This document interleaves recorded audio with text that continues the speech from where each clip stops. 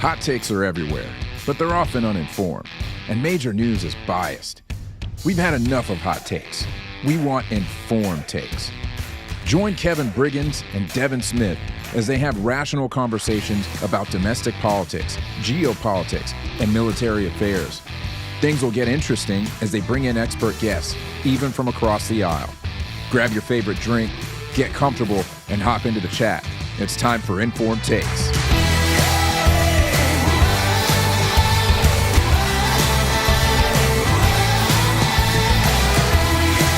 Yo, we here. Hey, welcome everybody to Informed Take. I am Kevin Briggins. He is Devin Smith, and we are glad to have you guys back for another week. Man, it has been so much going on this week, man. How you been doing? Woo, man, we've been running and gunning, man. Wouldn't have it any other way. Trump being back in office, I don't know if that has anything to do with it. But we busy over at Podium Studios, man. We real busy.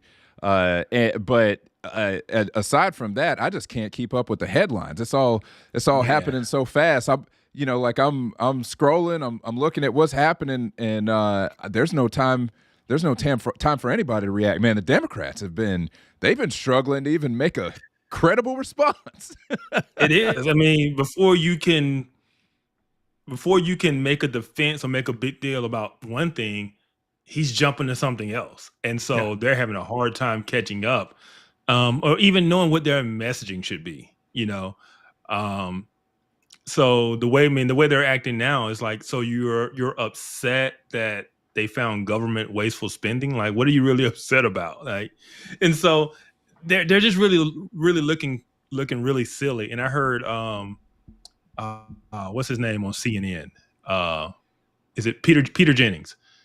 And he said, he basically said they're taking the 20% side on every 80-20 issue. Yeah. Like they're taking, it just makes no sense. Why are you taking the 20% position and doubling down on it when 80% of the country is for this? Or, you know, and so they just don't know what to do because the only thing they know to do is to be in opposition. They just know to scream and be mad. But when you're taking opposition to a side that's popular, it just makes no sense. And so that's what we're seeing right now. And it's just been crazy. It's been nuts. It's hilarious to watch them try to rally people to get around them. And even CNN is laughing at them. I mean, when you have CNN play a clip of y'all trying to do a rally, you know, that was so cringe. Maxine Waters, you know, all these people out here, and they're talking all this stuff. And I didn't expect that. I didn't know what I was watching. And then it cuts to CNN, and that whole anchor group, left, right, whatever, they start laughing. They're like, "Hey, can you play that again?" I'm like, dude, if CNN is clowning you, you're done. You're done. Yes. It's been really bad. That rally they had was so cringe. The what's it said? We will win. They tried to start the little chant and nobody was saying anything. Man, I might try to see if I can find that to pull it up in case people haven't seen it. But it was bad. It was really bad. And it was. And you know, I sat back and I thought to myself, these people played this game for how long? And they, like you said, they took these 20% positions on things, and they got out of step, and now they don't know. You know, it's like a song is playing, and you get on the wrong foot. You know, you get off rhythm, and you don't know how to get back. Like they caught. They don't know what to do. That's a great analogy because that's how awkward they look right now. They're clapping off beat and everything. I mean, it's terrible. They don't know what time it is. That's what I keep one of the phrases that I keep saying. You got to know what time it is right now. You got to know where people are. To be honest with you, man, I never knew that it would be a Trump presidency that would give me all the things that I've wanted from conservatives for 12 years. For 12 years. I mean, really 13 years. I've been a conservative for 13 years. have wanted to see this happen, and I never thought it would come from Trump. But man, it's amazing to watch. I never thought I would see this in my lifetime, ever. Yeah, it's been pretty crazy to watch, and just then, like I said, to see the response, because man, we've never seen the government bureaucracy be challenged in this way. And you can tell who's an establishment person because they're freaking out over pretty much their meal ticket being taken away, like the way they funnel money and stuff, everything. Yeah. And so it's just been crazy to see just the reaction of it. I laughed earlier because of Matt's comment about who the Dems are afraid of. I don't know if you caught that story of the intern, the racist staffer. Oh yes, you know what's crazy? I literally just saw that story. So apparently he had a pseudonym account. I didn't know it was called Big Balls. Okay, that's the name of it. Idea. Yes, they even said it on CNN. Oh my gosh! Yeah, I haven't seen any of his tweets. His ex posts, I guess that's what we got to call them now. I mean, I still call them tweets. But I saw JD Vance's response. I saw Elon's poll of like, should we bring him back? And like 78% of people voted yes. Am I like in love with Elon doing a poll to make that decision? No, that's not. Come on, man. Come on, dude. Let just for 5 minutes, just be serious enough so that people respect the decision. If at all possible. It's a populist movement, man. So you got to give the people what they want, man. Yeah. Oh man. Populism was a dirty word to me for a very long time. I still have not completely warmed up to that word, but hey, look, if for once, the majority of people want to see the same things that I want to see happen, and for as long as we're there, I'm going to enjoy this ride. Yeah. Okay, so Matt said that the Big Balls pseudonym guy isn't the racist post guy. I thought it was the same story. Because I knew that guy was under a synonym, and I heard I thought that was the synonym that he was under. Oh, okay. Or the pseudonym. Yeah. So apparently it's a different guy. But yeah, we'll catch up on that story. But before we dive into our lineup, what are you drinking on? Oh man. So I am drinking Lagavulin, I believe it's 16 year. So this was a friend of mine, a good friend of mine, brother in the Lord, bought this for me for my 40th birthday, and this is the last of it. And I didn't think there was this much left in the bottle. I normally would not drink anywhere close to this amount. I don't know what's going to happen with the rest of this. I might have to find a way to pour it back in the bottle because I normally do not drink this much. By the end of the show, it might be wild in here. That's all I know. Might be loose, man. Might be loose. As an old pastor used to say, I might be smooth by the end of the show.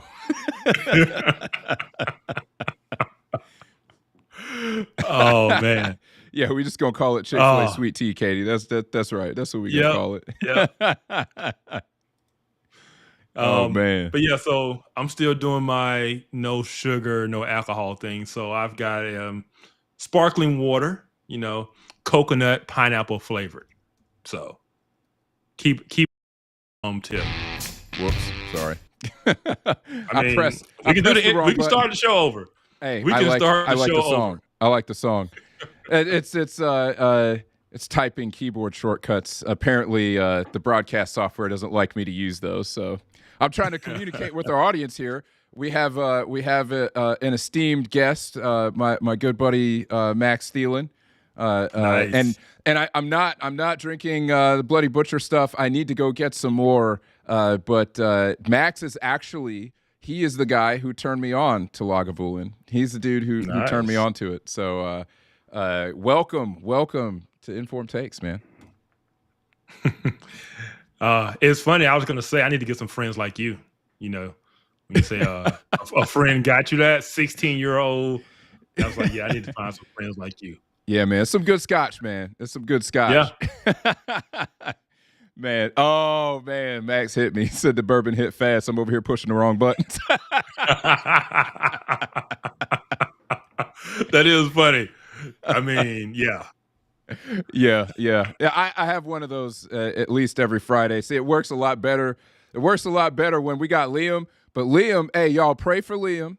Liam actually has an audition tonight. So producer Liam has an audition tonight awesome. To get into music college.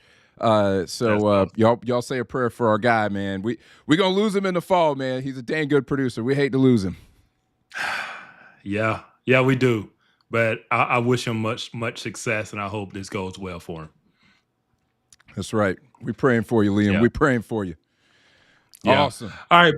Before we dive into the first story, I got to point out the new thing behind me back here. My new. Yes, sir. Hold on. We got to solo that. We got to solo that. Let me see. Let us see that, Here we man. Go. Yeah, we got the shadow box back here. Finally had my retirement ceremony. Retired 22 years out of the Air Force, and so I'm officially done now. Once you have the ceremony, it's official. So I got the shadow box in the background. I am official. So there we go. Man, congratulations, man. That is so cool, man. That's so cool. 22 years, man. That's just amazing. Yeah. Thank you for your service. Now he's gonna spill all the tea, right? You're gonna spill all the tea. Absolutely. With this first story, I'm going all in. I'm telling everything I know. Man, I mean, so yeah, for folks who don't know, Kevin worked in intelligence. So the high level of proficiency on foreign affairs is not just because he is a nerd. Even though he is a nerd, it's also because he actually worked in the intelligence community. So, but more so because I'm a nerd that has read newspapers since I was a kid. So, yeah, that's awesome. That's awesome, man. You're a better man than me. Man. But let's dive into the first story. All right, man. Michael Shellenberger, man. Michael Shellenberger bringing the heat. Yep.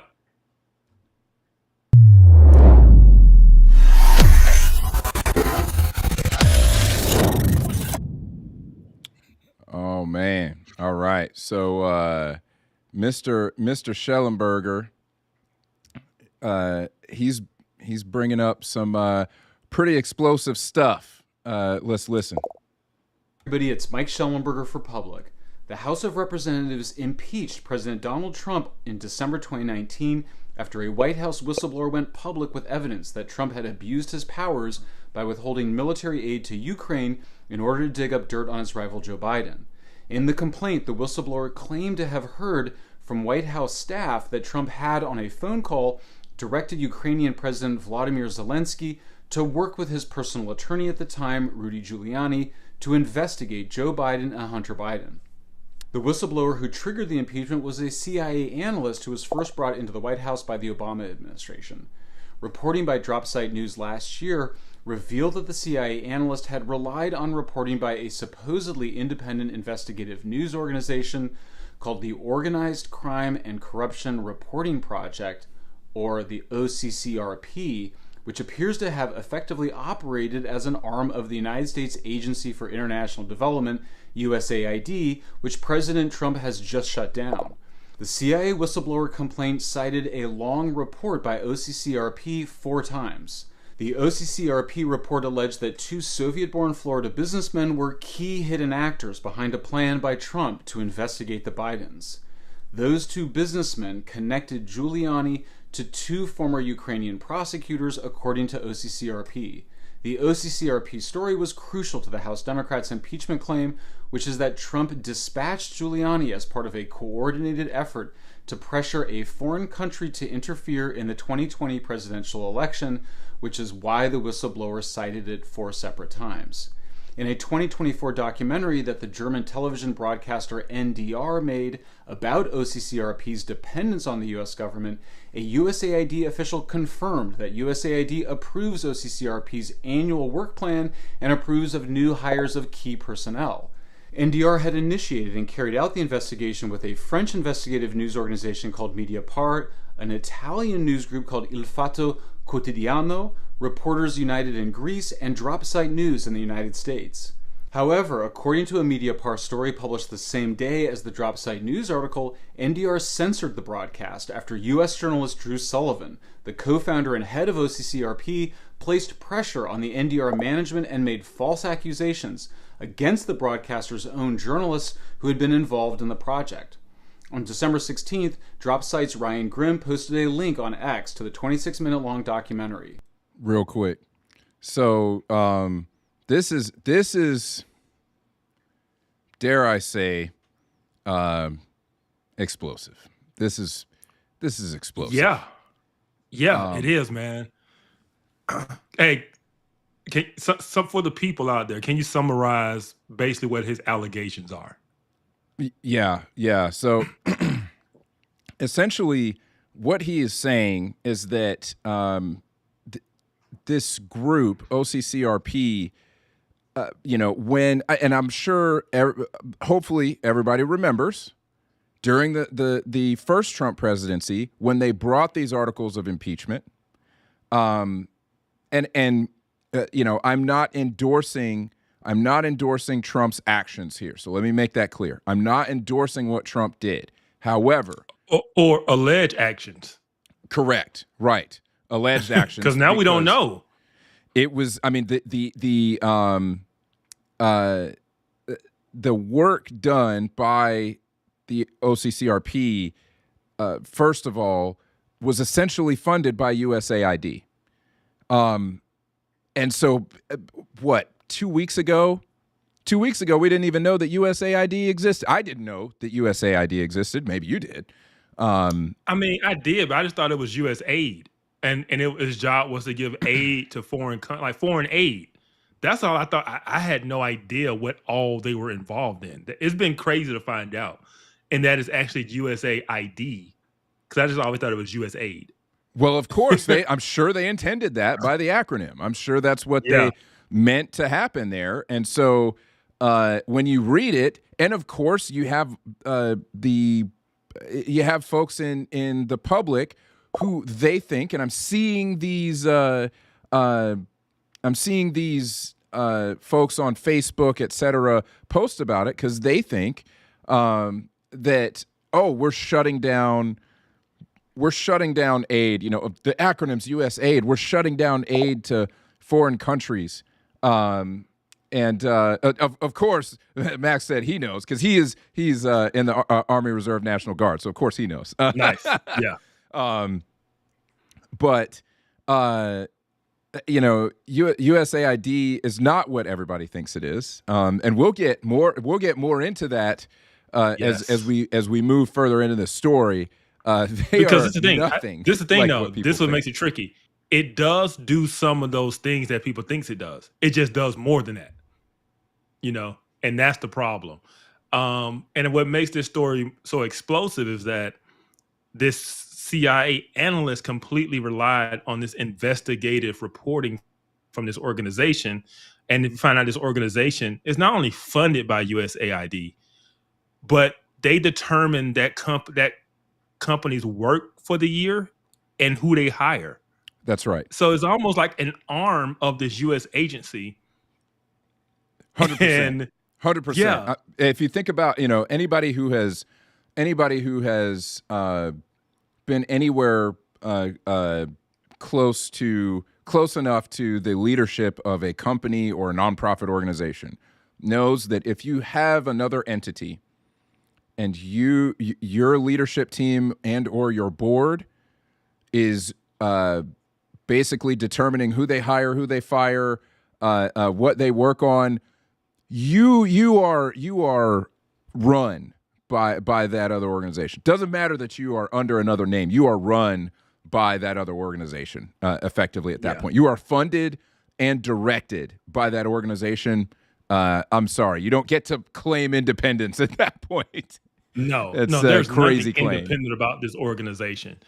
I don't want to jump ahead because I think so. I didn't watch this video. I read the article, so I think he's going to mention something that is very key. So I don't want to jump ahead. Yeah, okay. I was going to say we should play the rest because they actually have one of these people who worked at the OCCRP, quote unquote journalist, on and they play a clip from him. So let's watch a little bit more here.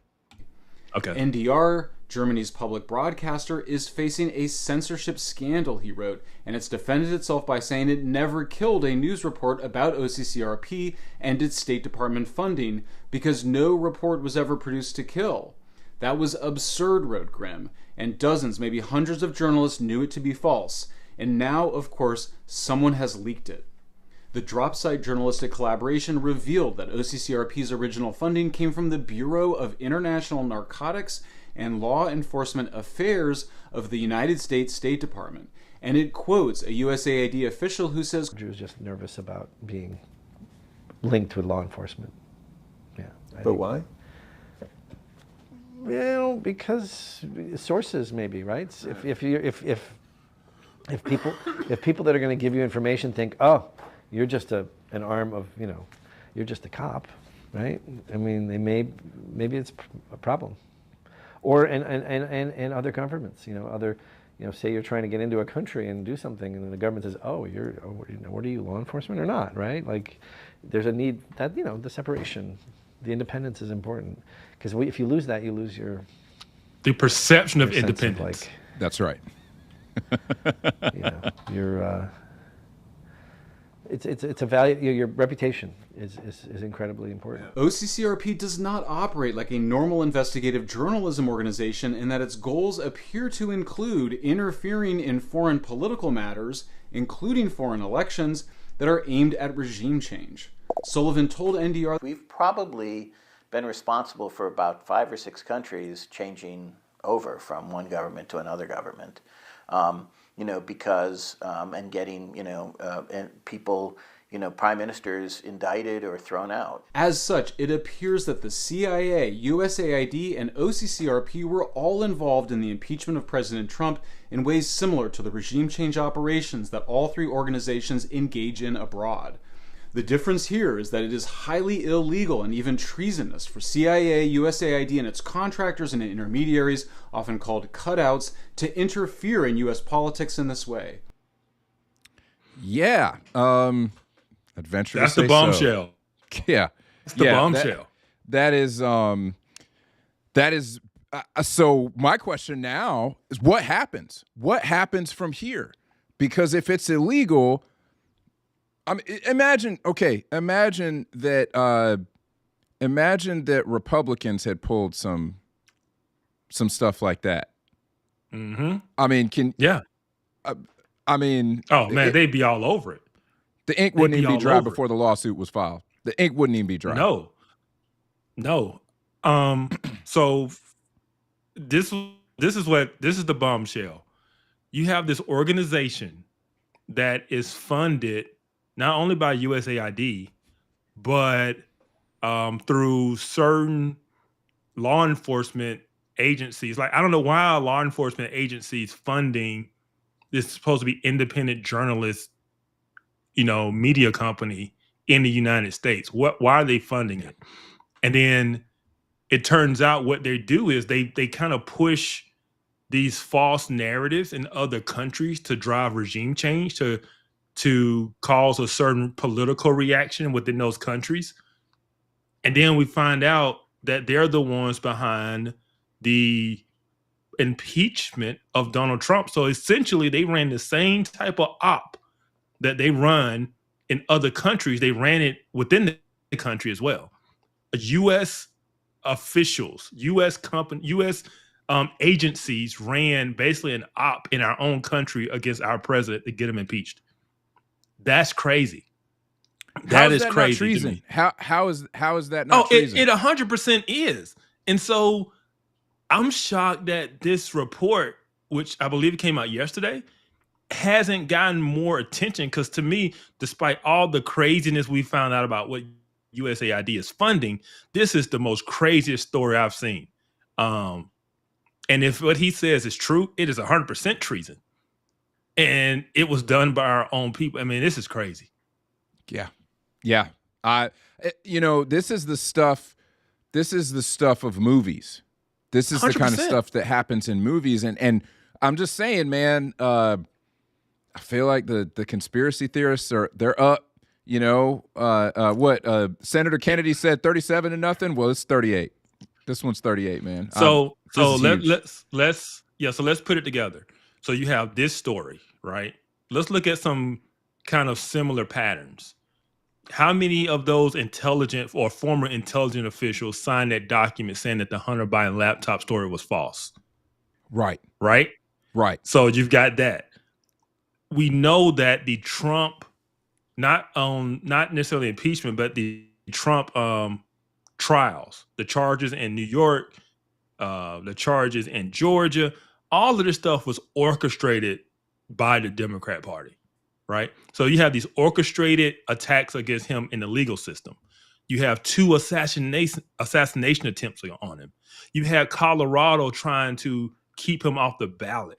I mean, they were doing everything they could to prevent this man from being president, to include kill him.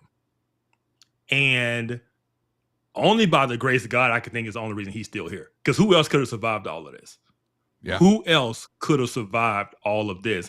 And then when you look at what he's doing now, you go, oh, they wanted to take him out. And I hate to put the tinfoil hat on. I hate to think that way. But I don't have any other choice now, because of the pattern of what we've seen, the underhanded attempts we've seen to imprison him, to kill him, to impeach him, to keep him off the ballot, all of these different things. And it's like, it's too much for it all to all be coincidence, right? There has to be an orchestrated attempt to do all of this. And the question is who's behind it? And I don't know a person, but we know it's the Democratic Party. It's the wing, that have pushed, that tried to keep him off the ballot, that tried to put him in prison, that led the impeachment stuff. Is all the Dems. So whoever that is pulling those strings, I have to say that they're behind this one as well, because it's the same pattern of stuff, which is just crazy to think about. That we have that level of shadow government, deep state, whatever you want to call it, that would have this type of reach and this type of ability to not only to attempt regime change in our own country. That's crazy. Yeah. No, I agree. And anybody who knows me knows that conspiracy theory. I have my tolerance for conspiracy theory is very short. I get very irritated because I don't like it, especially when the right engages in that, because I'm like, it kills our credibility. I hate it. 100%. So I go after it hard. But dude, I'm just saying, like, there's smoke, man. There's smoke. There's smoke here. I'll be honest. When I read this story, I originally dismissed it until I saw who published it. And I was like, oh, I can't just dismiss this. This is a credible, it's almost like the Hunter Biden laptop. You can dismiss it if it's some internet troll that puts it out. But the minute you realize it's the New York Post that published the story, you got to take it as legitimate. Right. Same thing with this. Like, once I saw who put it out there, I was just like, man, I have to now. This is not just some guy with a website that threw something out there. Like, no, this is legit. Schellenberger. I mean, Schellenberger doesn't play around. I have to consider this as legitimate until otherwise,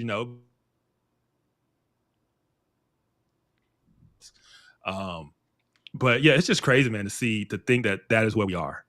And if all of these true, which we know everything up to this point has been true in terms of everything I laid out. it's just a miracle the man is president and even alive or not in prison. I can't, man. Yeah, Really it's nuts. It's a miracle. I mean, yeah, and to Max's point, I mean, who's gonna go after Jason Bourne now, man? Who's gonna go after Jason Bourne now that USAID is shut down? I don't know. I don't know who's gonna do it, man. If Bourne is out there, you know, I think, you know, I used to think like, nah, man, you know, it's all movie stuff. It's like now I'm like, all right, man, where is he? Jason Bourne probably real. Where's that guy at, man? I've seen too much now. I've seen too much. USAID, OCCRP, this, like, the stuff happening there is incredible. And Matt, see, you got to peace out, man. Good to have you. Yeah. This stuff is the kind of thing that you're taking a step back and you're trying not to put your tinfoil hat on, and then you see that and you're like, okay, all right, I can't dismiss this stuff. This is credible, so that means that what we're hearing about is probably the tip of the iceberg. And that you know, to be frank, it's a little scary. I'm thankful that we're in there slashing. You know, I've said many times what I wanted the next Republican administration to go in there and do is just go into the federal government with a pair of machetes and start cutting. And they're doing it. They're doing it more than I ever would have thought could happen in my lifetime, anyway. But I'm glad that some of this stuff is being exposed. And another thing, you know, think about pre-COVID,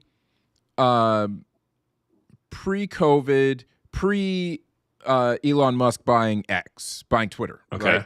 Yeah. Elon Musk buying Twitter, and how much stuff got suppressed. And then, you know, Musk comes out with the Twitter files. And then we see that the U.S. government was heavily involved in suppressing speech. Yes. Everything we're finding out they're doing is just super shady.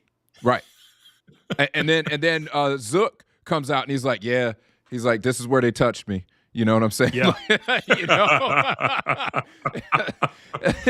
So yeah, we're like, okay, so that's a thing. They said all of it was conspiracy theory. And I'm not saying that every single conspiracy theory is true before, you know, somebody comes in the comments and comes No, we don't need no more disclaimers, man. It's all true. It's all true. I'm just saying, man, 38 to nothing. The only source I'm trusting is Alex Jones from here on out. No, brother, come back to the light. No, where the holy water at? I think I got a prayer cloth over here somewhere. They could keep doing this to us before you like.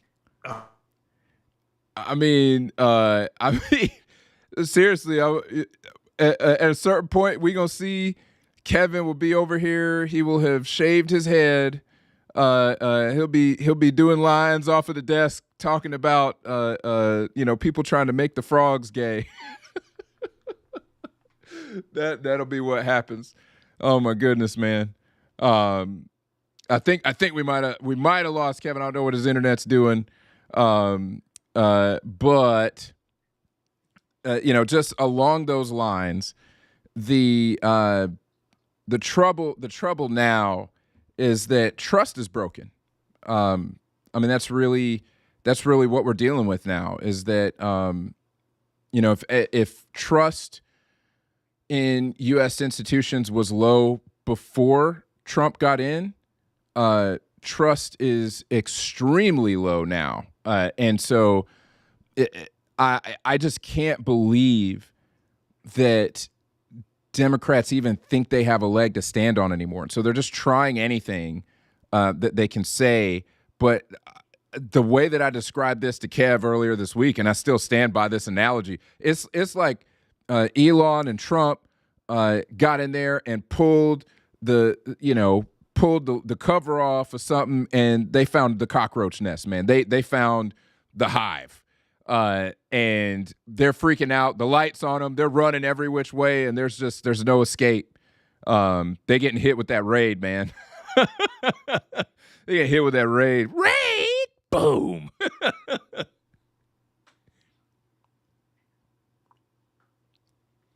Mm. 1 second. There we go. We got you back. Oh, now I there can we hear go. you. Okay, Now I was like, I'm powerless over here. I can't unmute myself. Oh man. Hey, what's the internet doing down there in Alabama, man? We got to get AT&T out. Dude, to I Kevin's have no house. idea. It's so frustrating. It is so frustrating. Oh, But yeah, we got to get some. But that's what it was. Hey, I got rebuked. they cutting us off, man. They cutting us off. I said Alex Jones. He's like, he's out of here. Get him out. You're under church discipline now. Church discipline. Talk about Alex Jones. We were man, getting too close to the truth, y'all. They're trying to silence me. Man. So I think that we've got some other stuff to talk about that USAID has been doing because I mean, just Lord of mercy. I can't believe the money that they spent and the things they spent the money on. Hey, before you go there, I do want to say this. As a member of the military and as someone who is in the intelligence community, we have this belief that everything that we're doing is for the good of the country. And so you assume that everyone else is operating with that same mindset because when we're on the inside, that's what we're all doing. But you have no idea what levels of the CIA at certain levels that are above my clearance and what their objectives are. Yeah. You know, and they don't, it might not always be that oath like we take in the military, whereas to protect and defend the Constitution against all enemies, foreign and domestic. Right. And we're working to solve problem sets that are good for the country, that are issues the country has, you know, geopolitical or militarily. And so we assume everyone is doing that. But there's, like I say, there are certain levels. There are certain special access programs. There are certain, you just wonder, I don't know if those people are doing it for the same reasons we're doing it. And when you see things like this, that is what brings in the question of who orchestrated this? Who paid for this? Who pushed the button to say yes? Because we were funding that organization and controlling it. And they put this story out there. Why? You know, and then a CIA analyst, if the CIA analyst overheard the conversation of Trump on the phone, then why do you have to rely on a investigative report from this organization if you have firsthand knowledge? That's what I don't understand. Right. Yeah. And so it's just not adding up. Yeah. So now, it's shady. I mean, they wanted it to come through another channel. Obviously, I mean, the reaction to that coming from a government agency would have been like, what? Okay, what are y'all doing? I mean, that would have definitely invited further questions. But I appreciate what you're saying there, and it's true that you know, I imagine being in the military, you're kind of operating off of that trust that everybody has the same goal in mind, and when something like this happens, you know, I hope that people don't lose faith. But you know, last I heard, after Trump getting in office, recruiting numbers for the military are through the roof. That's what I've heard too. Yeah. Yep. We're back, baby. We are back. We are back. Yep. But man, so you were about to talk about the rest of the USAID ratchetness. So proceed. Yeah. Talking about making the frogs of a particular persuasion. Let's take a look at that, huh?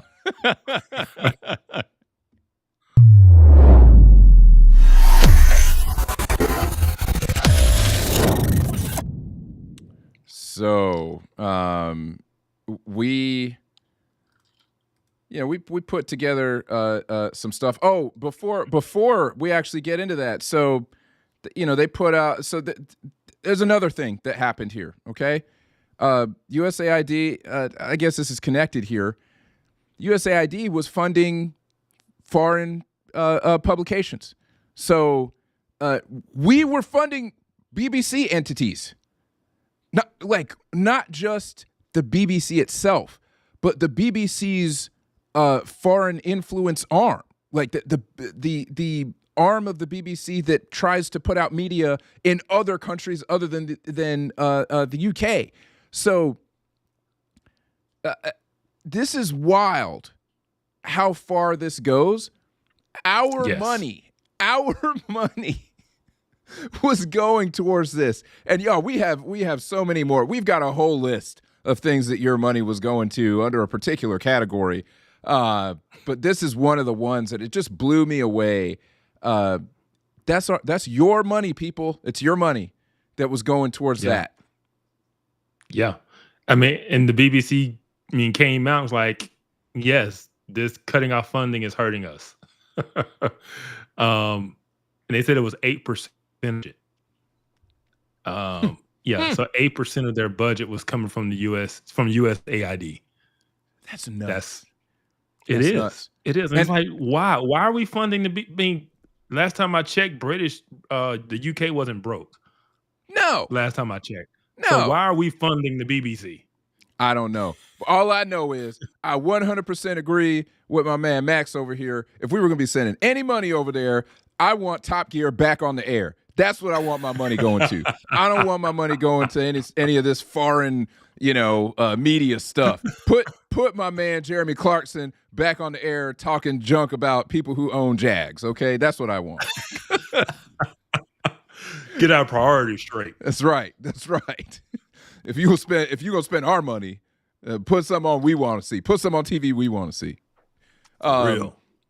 So if the BBC were not enough, as if that were not enough. Not enough. Woo! Okay, we were funding the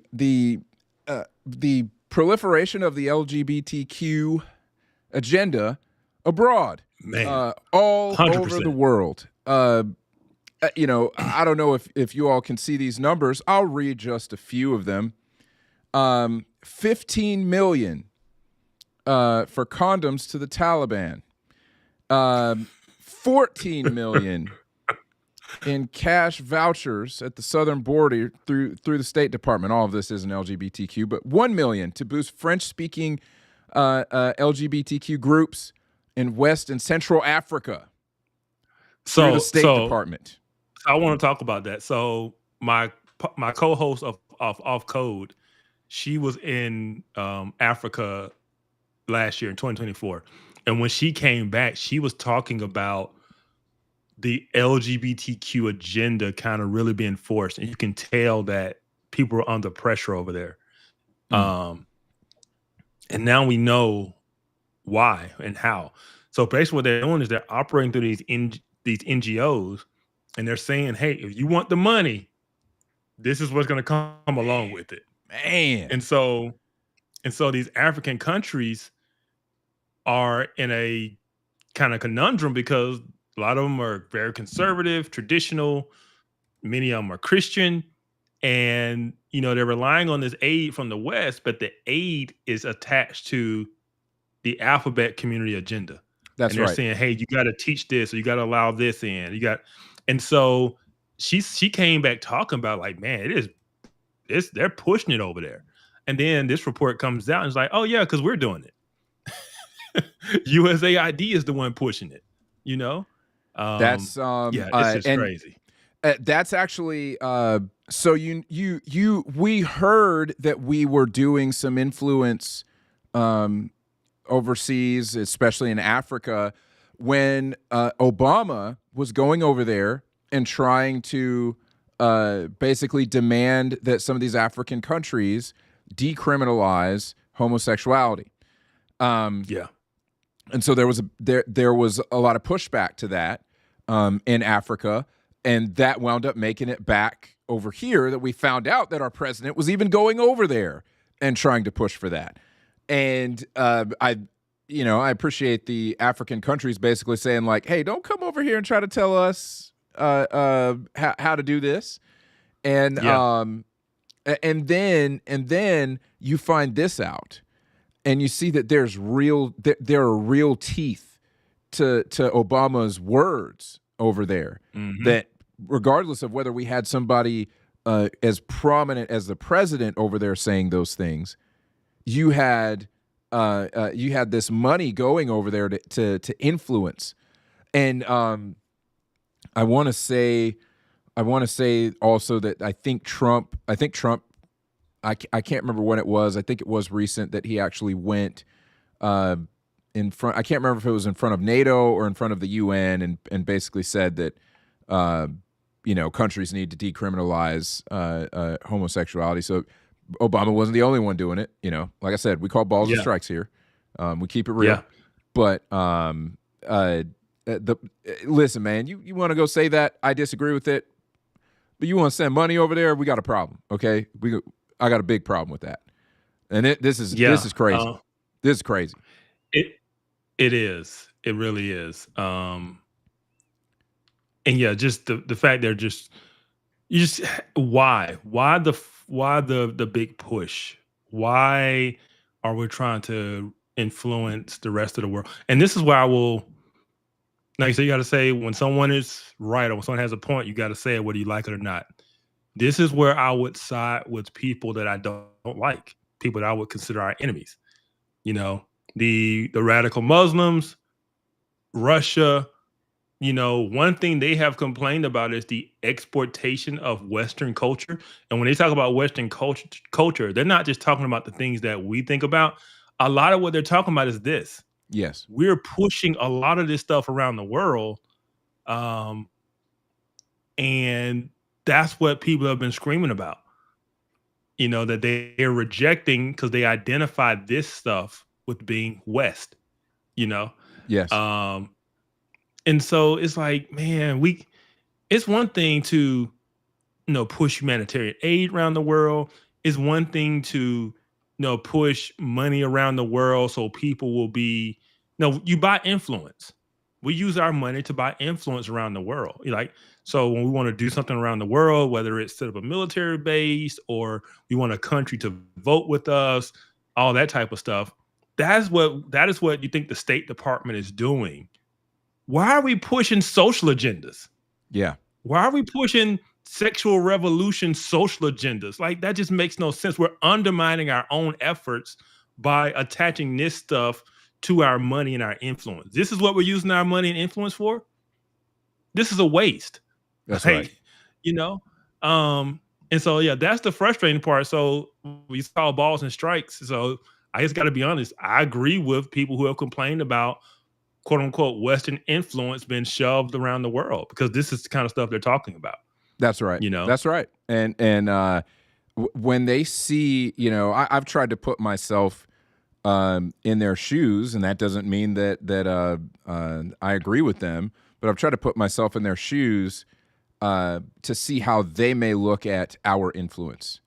And how they may be able to be convinced that America is evil.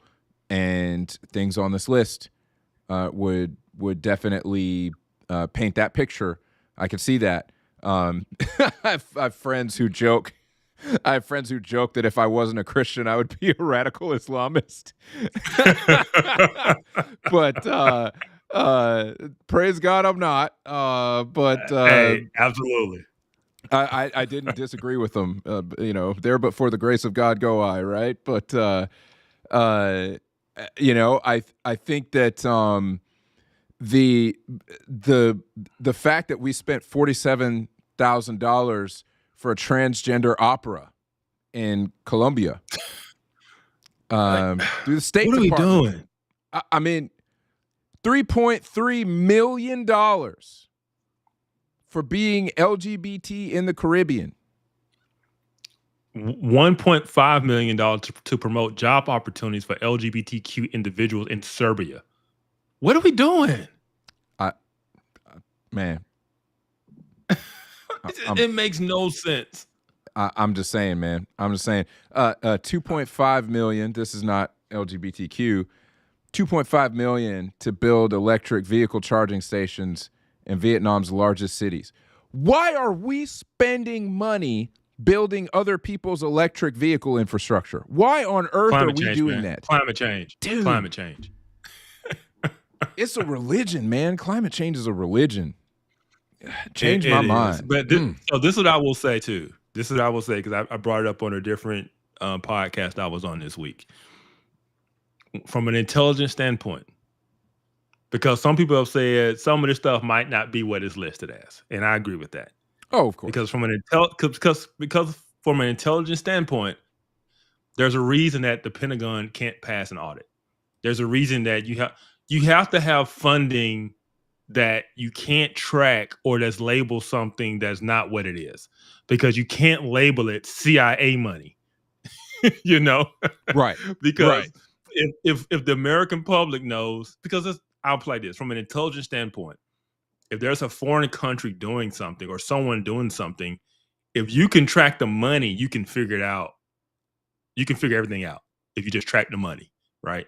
So if someone doesn't do a good job of hiding their money where it's going, your adversaries are going to know what you're doing.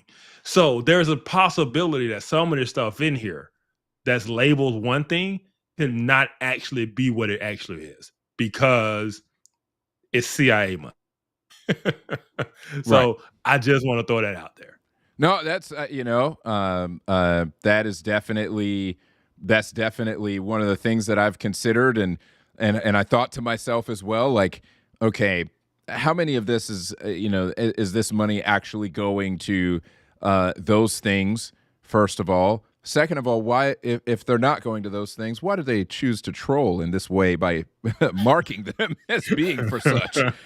It's just, somebody has a sense of humor, I suppose. But I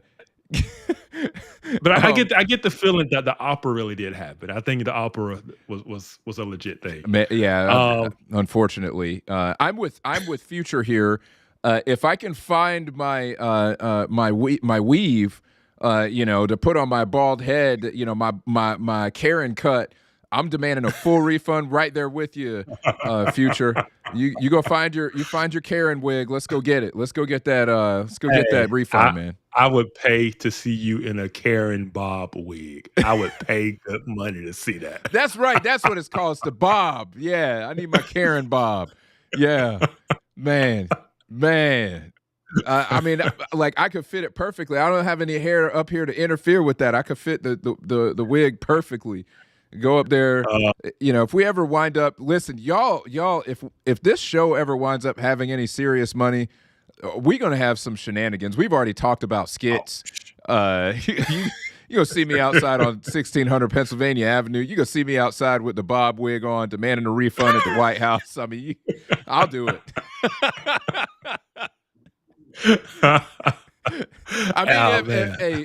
One day we can only hope. I might ask them to fund the show. I mean, they willing to fund a daggone transgender opera in Colombia. They should fund Informed Takes. I mean, come on. For real. Can we get some USAID? Oh, never mind. It doesn't exist anymore. My bad. Deleted. I don't know if you guys saw, but learn the code. They've already taken the name off the building. They took it off today. They did.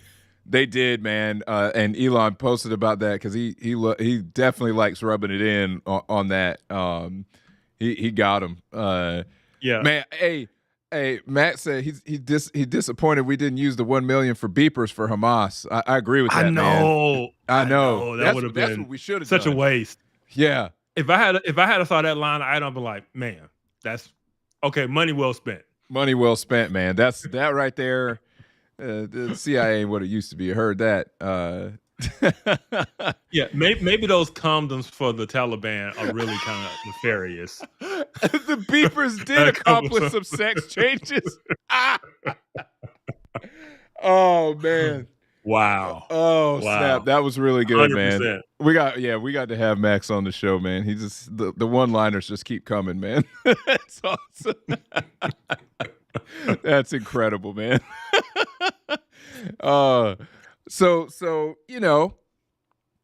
we've funded a lot of things. We've spent we have a lot of money. And I don't think a lot of people really knew. I don't think a lot of people really knew that our money was going to stupid stuff like this. I knew that some of this was happening. One, because you think, how in God's name do we spend the level of money we spend? And they swear we are not taxing people enough. They swear up and down we ain't taxing people enough. The other reason that I know is because God bless Rand Paul. I knew it. I knew you were going. Every year, he has the airing of grievances on Twitter, and he posts a thread of all the stupid of a massive list. Not all, of course. A massive list of stupid things that the government spends money on. And I would read this, and I would read it, and my blood pressure would go up, and I would think to myself, man, let's think back to our nation's history. We got out the muskets for less than this. We got out the muskets for less than this. How on earth are we just sitting and taking this? How are we just taking this, man? Every year I look at that, and I'm just like, I think the founding fathers are looking back, and they're just like, man, y'all soft, man. We would have been throwing tea.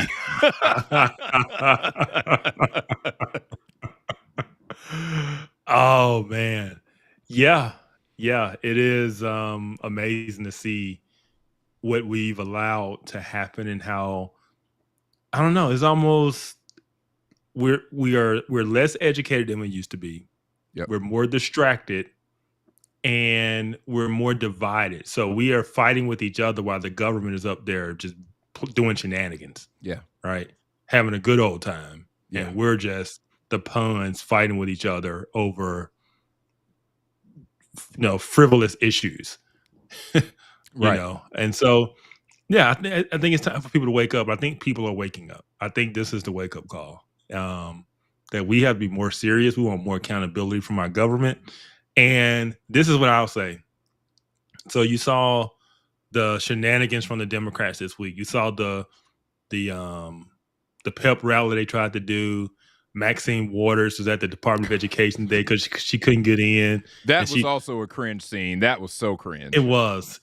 But this is what I will say. Those antics don't work anymore. Nobody's buying the theatrics. No one cares, right? We want good, competent governance, and we're not falling for your theatrics and your fake outrage and nobody cares. You got to get a new grift. We're not buying that no more. Yeah. That's one of the things I appreciate is that I don't think anybody cares anymore. They just look silly now. They just look silly. Yep.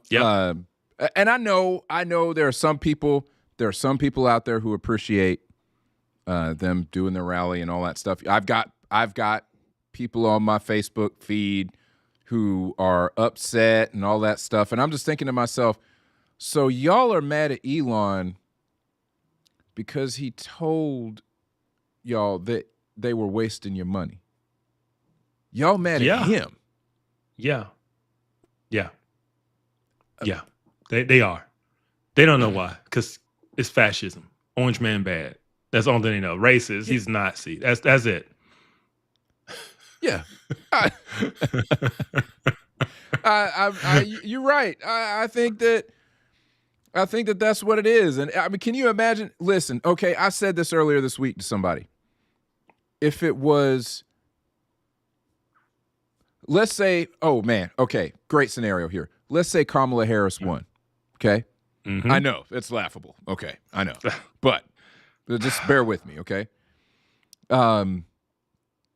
Kamala Harris wins, and she has somebody, whoever that may be, in her administration, go and find all these things that Elon is finding and start snip, snip, snip. Do I even need to say how much that would be lauded by 100%. the left? Do I 100%. even need to say that like man, I'm not gonna get myself in trouble. But no, don't get in trouble. But I will say this: that would not be something that we on the right would even be mad about or making a big deal about. We'd be happy. No. Like that's not hey, something to. Like, let's go. Yeah. Okay. Yeah, let's do it. The problem is if Kamala did it, the things we're talking about aren't the things that she would be cutting. Oh, of course. No, that's right. Yeah, it'd be defense budget, man. Defense budget be like snip, snip. Oh, 100%. They'd be like, we've just upped the LGBTQ to Indonesia budget, Yeah.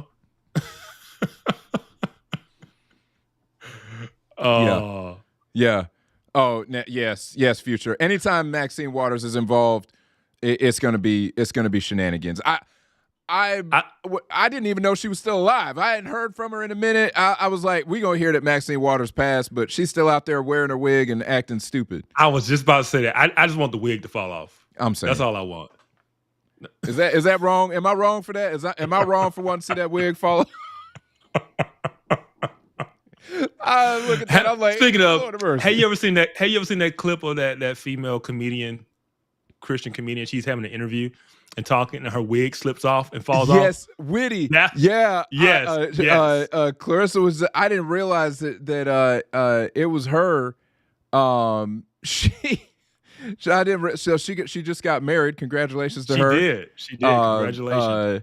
And she's hilarious. But yeah, I saw that come off, and she's over there like, oh my God. Oh my God. So that's what I want to see happen to Maxine Waters. I want Maxine Waters to be up there going off, just kind of shaking her head like she does, and I just want that wig to slip off to the back. That's all. First of all, man, I didn't even know Whitty was wearing a wig. Okay, she had me fooled. I didn't know it was a wig. But it's obvious that Maxine Waters is wearing a wig. Like nobody thinks that Maxine Waters' hair looks like that. Nobody, absolutely nobody. You know what? The wig is the thing I'm the least mad about. Maxine, just get it together. Get it together. You out here. How is it that every time there's something you don't like in government, you out there at a podium somewhere calling for people to take to the streets? How is it that you always the one? She's a leftist activist, and that's what Marxists do. That's their tactic. Yeah. Disrupt, organize, and disrupt. That's what they do. They don't do anything of significance. They don't build anything. They don't make anything better. They know how to organize, and they know how to tear down and disrupt. Yeah. That's it. Yeah. So yeah, she's made a career of it. I mean, absolutely she has. And man, I'm gonna see if I'm actually, as we're talking here, I'm gonna see if I can find that clip of them out there trying to get in, trying to get it in. Man, Lord have mercy. Hey, that guy handled it really well. He handled it really well. I wish it was me. I wish I was security at the door, because I would have turned it on his head. I'm like, okay, you want to have cameras? You want to make a scene? I would have started going off. I was like, Auntie Maxine, why is it that during the BLM riots, you was out there telling people to get in the streets? You was out there, telling people to follow conservative judges and all this type of stuff, and harass people and don't give people any peace, no justice, no peace. Why you was doing that? But then January 6th come around and you want to clutch your pearls. Like, I would have just turned I would have turned the whole scene around. Yeah. We wouldn't have been talking about the Department of Education at that point. No. No. I think the same way that I hold out hope, man. I still hold out hope that one day you can become the press secretary, because I just want to. I think you would crush it, man. I think you would crush it. It would be it would be primetime TV. Hey, we were at dinner after my retirement ceremony. We went to dinner, and my brother was there, and he was trying to say something, and then I kind of clarified and said, he's like, from here on out, you the family spokesman. You just be the spokesman, and you just say it, because Oh my gosh. They just said, yeah, that right there. What he said. From now on, you just be the spokesman. I think I think obviously the new press secretary, she's doing a great job. She is. I can't be mad. She took my job. Oh, she is. She does not care. She is ready to throw them hands. Yeah. I'm just gonna be honest. If I had gotten the job over her, I would be the DEI hire because she's better than me. Oh snap! Oh man! Yeah. Oh yeah! snap. I said it. He said it. Oh man, that was just gold, Kev. That's why you need to be the press secretary. That's why. I mean, listen, Trump. What is he? How many press secretaries did he have in his first presidency? Was it like 3? Oh man, he was running through them. Yeah, 3 or 4. I think. Yeah. I mean, you still got a chance, brother. You still got a chance. It's different. It's different this time. I agree. I agree. It's way different. And but you know what I'm saying. You become his press secretary.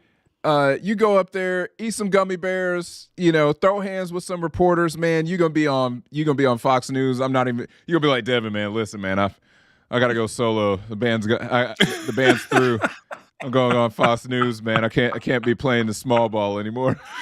Man, never.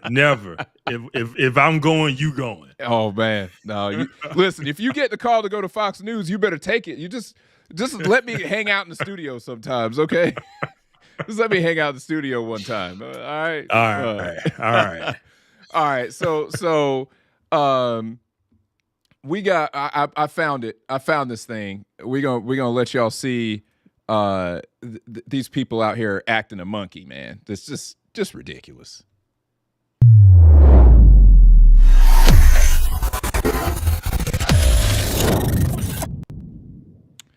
All right. Here we go. Article 1. All right, now. Okay, we're coming in. We're coming in. We're coming in. Don't lock the door. We're coming in. Who are you? You're not coming in. Who are you? He's a member of the Bald Brotherhood. Who are you, sir? Do you have business here? Yes. I have sent the assistant secretary a letter alerting her that we would be here today, and we've asked her for a meeting. Yeah, I don't know that that's been accepted, so until that's accepted. Who are you? And what do you do here? What do you do here? Security responsibility. Get out of the way. We pay for your job. We pay you. We're members of We pay you. Nobody has accepted a meeting. You are. We haven't heard that from the secretary. We haven't heard that from the spokesman. I'm relaying that. You are not the spokesman for the department. You are a security guard. Can you members of Congress. Where's your badge? You don't have any identification. Where's your ID? Where's your ID? We are not. It's not good enough. We are. Amen, Max. Looks an awful lot like an insurrection to me. That's what I see. It's mostly peaceful though. It's mostly peaceful. Mostly peaceful. Oh my gosh, man, these people. Not a threat to security. We're members of Congress and we want to ask a question. We walk into the White House without having to go through magnetometers. Can we get someone? This is an outrage. I'd like to speak with someone who works here. So what are you going to do? You're going to beat us up if we go in? I mean, you're going to, we want you to move out of the way. We're not steamrolling you. Get out of the way. This says all access Sure that we can't. Stand aside, sir. We're This members says of all Congress. access entrance. Please stand aside, sir. I'm not standing aside. Why not? Because my role is to make sure that. What authority do you have to block members of Congress from the oversight? We don't have oversight responsibilities. By what authority can you deny members of Congress their oversight role? If you don't have a business reason to be here, You do not have authority, sir. You do not have authority. Access entrance. There is no authority for you to deny members of Congress their oversight responsibility. We're the If you have an appointment and you're on a guest list, we will let you know. Hey, this dude's a gangster. He's straight up gangster, man. He took this like a pro, man. He took that like a pro. He just what that face dealt with is? people. That is a face that is unbothered. Unbothered. He does not care. They're trying to throw everything. I'm a Congress one person. Don't care. Don't care, man. This is what they're upset about. they are upset that their influence and their power and their control, and it doesn't work anymore. No one cares. No one cares. Gone. It's gone. Nobody. You're outraged. You're showing up in mass. Yeah, move out the way. Like, psh. No. Move me. Go ahead and have an insurrection. Yeah. That's what he said. He said, you're gonna steamroll me, you know? Yeah. They know what the optics of that would look like. So they're not going to do that. We have oversight authority. Nobody cares. No one cares. Oh man. It's just absolute gold. You know what I would say about that guy? I would say that guy was unburdened, man. He was unburdened. Oh, yes, he was. He was definitely unburdened. Man. If y'all need to go and get unburdened. Informed takes. .printful.me. And we're gonna have some more merch coming soon. But that's what you need right there. Go get you some unburdened merch to let them know that you just like that dude, unburdened by what has been. And that's actually that's what that was the text on the tweet that Elon sent out with the sign removed off of USAID. Unburdened by what has been. Yep. Let's go. Claire, we're glad you made it home. And that we were able to entertain you on your drive. So yes, we appreciate you. We appreciate you being here. Yes, AE, I agree. That dude needs a promotion. That dude Dude went out there on national television. It probably made international television for doing that. And he held his own. And that's the most unbothered face, man. Man, look at that face. That face is unbothered, man. Unburdened. He don't care. And I'm like, that dude, whatever they're paying him, they need to pay him some more. Yep. Let's move some of those USAID funds over to this man's account. That's right. Speaking of USAID, so I have another thing on USAID. So they were putting all this money to this stuff. I mean, if you notice what the money was going to, I mean, it's almost, you see the initiatives that USAID had. They're almost exclusively left leaning. Now, I'd be interested to maybe see the history of what this agency did. But it just, when people talk about the deep state and they talk about the deep state tending to be progressive or on the left, and then you see the things that USAID funded, and they were all overwhelmingly left-wing causes. I mean, how can you deny that there's a left-leaning apparatus within the government that? So we focus our show on politics and geopolitics, and of course, you guys know we're Christians, but we also hang out in very strong Christian circles and stuff. And so, our show isn't about this. But one thing I will point out is it's been pointing out that a lot of USAID funding was going to evangelical publications and causes that we within evangelicism have deemed to be on the left, like publications that have moved left on issues. And now we find out, because USAID has been funding them, And so that's been a whole nother story, how they've tried to use that same, because you say everything they fund is left wing. So when you think about the things within the Christian circles that they're funding, they have funded people who are the evangelicals for Harris people. That's right. Never Trumpers. That's right. All of these types of people who have moved left on a lot of issues. Now we find out, because you've been getting money from USAID, who only funds things to the left. And so these tentacles, they go deep. Yeah. They go deep in how they've tried to influence not just things abroad, but tried to influence things within our own country. Right. Yeah. It's it just confirms a lot of people's thoughts and things that people have said. I haven't gone full QAnon. Okay, I'm not I'm not full QAnon. Okay, Hey, but I will say this too: never go full Candace. Don't go full Candace. no. Oh man.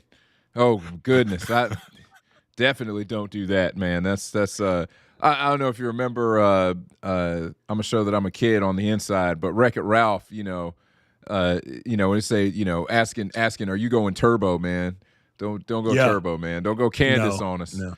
That is she seemed to go off the deep end there. Hey, we got somebody from Twitch, TTV Terrorize, is asking the question: is Trump good for the USA? I'm British, so I don't know anything about it. Well, first of all, thanks for being here.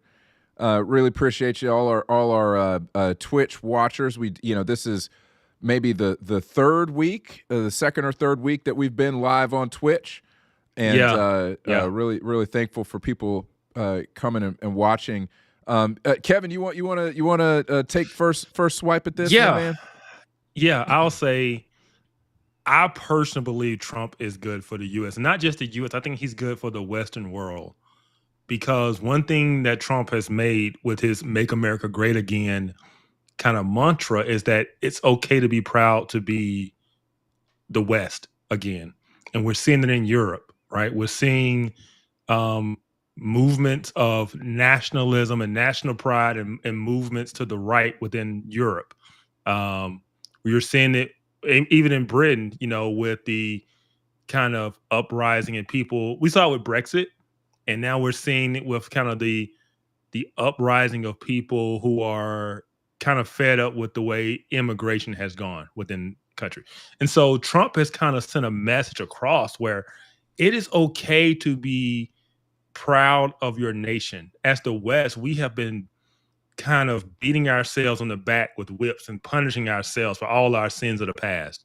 And we've been told that the West is the great evil, and we need to, all the wealth just comes from colonization and bad, and you're a benefit of it. You have privilege this and white privilege, and people just got tired of it, right? And Trump has said, no, we're a great nation. We do great things, and we're going to do better. We're going to do more. We're going to prioritize ourselves, in terms of doing things that are in our interest, instead of what I believe the left has done for decades is, because they believe they feel guilty because of the past, and because they believe the West is bad, they have intentionally downplayed our interest to pump up the interest around the world in a kind of like an equitable way, if we can use that term equity like to use, right? So I remember when Obama became president and he killed NASA. We're not going to, he killed the space program. And then he did something that was odd. He redirected NASA's mission to teach kids in Africa math. And I thought that was so weird. I'm like, why is NASA being tasked with teaching kids in Africa math? That is odd. He also did something else. He stopped offshore drilling for U.S. companies. But then they gave permits to South American companies to do the same thing. So you're stopping American companies, but you're allowing So it was almost like this transfer of, we're bad. We're gonna try to make up to the rest of the world how bad we've been by giving the rest of the world a leg up and bringing ourselves down. And Trump has just basically said, we're not doing that anymore. And so I think Trump is good from that reason. We can talk about the woke stuff that he's, getting rid of DEI, getting rid of the transgender stuff, making it by executive order. A woman is a woman, an adult human female from birth. There's no such thing as a man can become a woman. And so from a cultural standpoint, from a policy standpoint, I think Trump is very good, regardless of what you think about Trump as a person, his personality. At the end of the day, I think his policies are not only good for the United States, but they're good for the West. So that's how I would answer that question. I think that's pretty good. I think you covered a lot of ground there, and I'll just tack on that we were on a path as a country financially. We were on a path that was going to lead us to ruin. And, to put my tinfoil hat on for a second there, I think that there was actually a concerted effort to have us continue careening towards the U.S. being more financially unstable in order to push a change in the system of economics here towards socialism.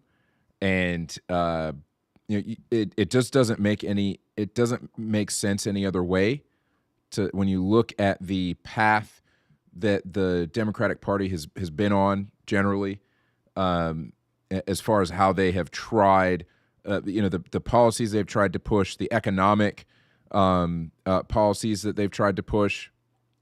It just doesn't make sense when you know the condition that we've been in. It just doesn't make a lot of sense. And so, I'll tack on to what Kevin said, that I think that essentially Trump's administration is saving us from a fiscal cliff. There's a term that's been used a lot. I think that is, for me, one of the biggest things that I see as a benefit to a Trump presidency. He can say all the mean tweets that he wants. After 4 years of Biden, a lot of people are thinking, man, eggs and gas are pretty expensive. I'll take the mean tweets if I can have them back. I think that's what a lot of people decided. But I don't think we expected to get somebody who was going to actually unleash the cost cutters on the executive branch, and to try to really cut back waste. Like I said at the beginning of the show, I never thought I would see this, and I think that if for nothing else, he's good for the USA right now, for sure. Yeah, absolutely. Really appreciate the question. It was a great question. Yeah. So, anything else? You got any other thoughts on USAID before we shift gears? No, I think we covered it pretty in depth. I mean, it's almost an hour and a half on it, and I felt that would be the biggest thing we would cover tonight. It's a bombshell. I think we hit it. Yeah, it is, and it's only more and more things are gonna come out of it. So, yeah, I mean, aside from the money, they were interfering with actual U.S. politics, running an op on U.S. politics. Like we said earlier, I'm interested to see if any actual lawsuits or prosecutions come out of this, because this is a big deal. Yeah, it is. So we have a couple other things to get to. Let's jump in to that.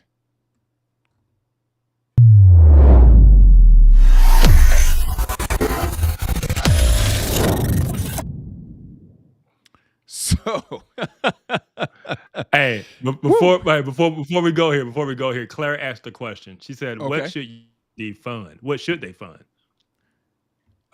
What in your mind, Mr. Libertarian?" Oh no, I've been exposed. Okay, so do you want me to answer it? Because your answer is nothing. You already know. You already know. That's my answer. I'm sorry. They shouldn't even exist. Okay, I answer it.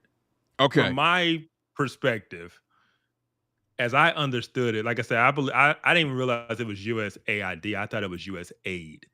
And so what I believe they should fund, and they do a lot of this, is they help out. We talk about money going to third world countries and different type of aid. That's USAID was doing that type of stuff, and that's the kind of stuff that they should be doing. From my understanding, it was really started as a kind of Cold War type of thing. We were buying off communist influence or Soviet influence around the world. So we would give countries money to basically build alliances to our side, versus the Soviets. And so it was used to bolster U.S. foreign policy, foreign aid, which I think that's a good thing. It's okay for us to use our money to buy influence around the world. I think that's a good thing.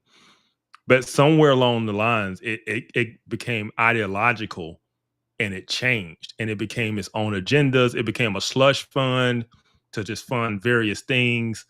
It became, like I said, tied to the CIA, and now you're funding certain things that are causing regime changes in other countries. And so it got muddy. And so it was almost like an unaccounted for slush fund that could almost fund anything, from starving kids in Africa to Christian publications to push left-wing agendas in the United States. And so it's just too broad of an organization to say exactly what its purpose is, because it was doing some of everything, And so I believe it should fund foreign aid around the world that is in line with U.S. goals and our benefit to a degree, So yeah, what did Max say? U.S. agency for USAID should be developing trade partners and supporting strategic military allies. Absolutely. Absolutely. And like I said, I do believe that's partially what we do in terms of when we hand out aid to other countries, when people realize like, oh, we give X amount of dollars to Egypt every year. Why are we doing that? It is to build that influence, strategic partners and military allies, just around the world. But it's aid. We're giving aid out, but what we're doing is buying influence. So, yeah. So that was a good question, Claire. I'm glad you asked it. Like, okay, what should they be funding? And it's those types of things, like Max said. Yeah. Nothing. You can disagree. You can disagree. I just had to troll. Matt says, ironically, basically what China is doing with Belt and Road that Trump successfully pushed back in Panama. Yes. Yep. Yeah. Yeah. So we don't need to. It's not that USAID, maybe the organization needs to go away, but that element of what it does that was beneficial to us should still get done. It needs to be more oversight on it, but we definitely still need to push out money to countries to build strategic allies. So, yeah. Hey, I'm with you, Future. I still want a daggone refund. Hey, listen, I want a refund for that opera.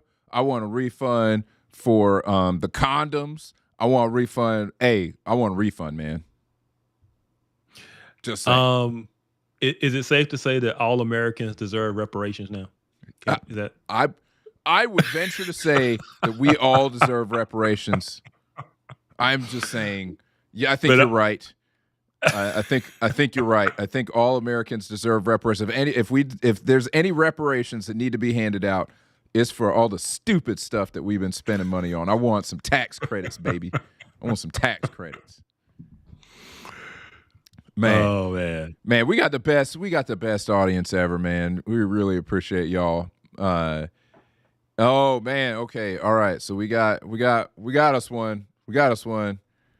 Trump was impeached because he broke the law. I mean, allegedly. Yeah. Allegedly. I mean, we just found out the main source of the investigative reporting that they relied on to do it was from an agency that was basically being funded by U.S. internal agencies. It wasn't an independent agency, news agency. It was being funded by our own government. And it was a wing of our government that also works with the CIA to overthrow governments in other countries.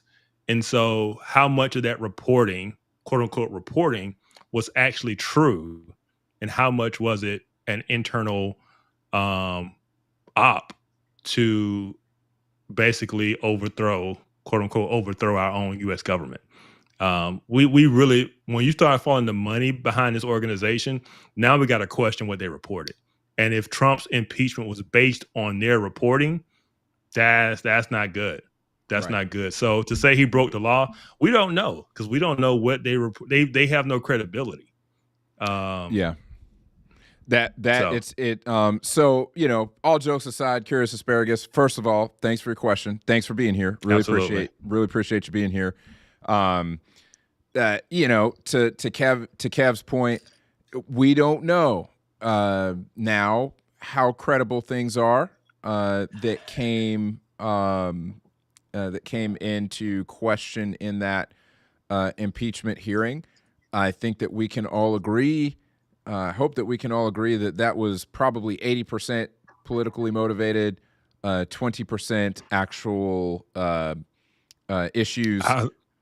I would say 100%. I mean, they've already filed the motion already for his impeachment this time. There's already been one file. It's 100% political. It's ridiculous. Yeah. But, you know, in that particular instance with the Ukraine issue, I am not, like I've said earlier, I'm not endorsing Trump's actions in that regard. We have recordings. The recordings don't sound awesome. I've also heard that the recordings were taken out of context. I still think that what Trump was asking for was borderline. It was borderline. And so, you know, am I endorsing Trump trying to get an investigation, and withholding aid before an investigation starts? No. Do I think that other presidents have probably done similar things? Not to be a whataboutist, but the pattern that we've seen is that Trump does something, everybody and his dog knows about it before they wake up, because every major news outlet is reporting on it, somebody leaks it, etc. There are things that we're finding out that the Obama administration did, well after the fact. More than 8 years after Obama's last year. I would just use the example of Biden's cognitive abilities and how the media was completely silent for 4 years. And then at the very end, they said, oh, sources tell us now that. It's like, no, you knew the whole time. The mainstream corporate media runs cover for the Democrat Party. If it's something negative, they will largely not report on it. Right. And so, I've kind of given my I've given my disclaimers. Now I will say that the Ukraine thing, it has more real evidence because there's actually a voice recording from the White House call records, I guess. There's more real evidence there, but it smacks of the Steele dossier. I mean, let's remember how the Steele dossier came to be, and that, in my opinion, is less dastardly than the actual impeachment, because it was not an internal government agency that was going after him. It was not an internal government agency that was going after him. At that point, it was his political opponent. It was dastardly. It was extremely dastardly that the Department of Justice took that Steele dossier and used it to try to do something with it. However, the fact that you had 2 United States agencies involved in this one, pushing this one, and trying to hide their tracks, that is a bigger deal. So if Trump broke the law, if we're going to say that Trump broke the law, we had 2 U.S. agencies, as it stands right now, that probably broke the law. So I'm not endorsing there's what a he lot did, of but there's a lot of shadiness going on, and there's a lot of things that just aren't on the up and up, and that needs to change. Yeah, and I the final question I would ask is this: which one are you more concerned about? 2 U.S. agencies going after a sitting U.S. president and trying to hide their tracks, or a U.S. president wanting a foreign ally to investigate something that they were going to find the smoking gun if they actually did investigate that, the Hunter Biden situation. They were going to find the smoking gun. Let's just put that out there. The Bidens were doing shady stuff in Ukraine, and everybody knows that now. Absolutely. But which one are we more concerned about? I personally am more concerned about two U.S. agencies doing some pretty shady stuff to try to unseat a sitting president. I'm more concerned about that personally. I'll tell you what I'm concerned about. I'm concerned about my beachfront resort in Gaza. Concerned about. You know what? Yeah, that's right.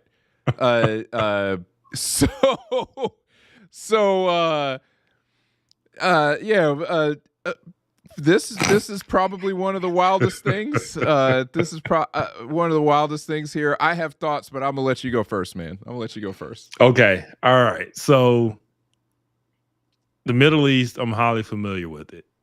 So my solution after the war kicked off and out there got really bad, and it's like, okay, things aren't going back to the way they were. So what's the solution moving forward for Gaza? I felt like that there needs to be a third ownership of Gaza, whatever that is. I don't think Israel can take it. Israel could take it, but that would be very controversial. You're moving Jewish troops, Israeli troops into Gaza to govern those 2 million Palestinians that are there. That's just not, to me, that's not going to go well. I felt like it needed to be the UN. I felt like it needed to be an international zone, with international ownership, kind of like Brussels. Everybody's got an embassy there. That's where everybody kind of hangs out in the Mediterranean. We sing Kumbaya. It's a beautiful place. There's no rockets coming in.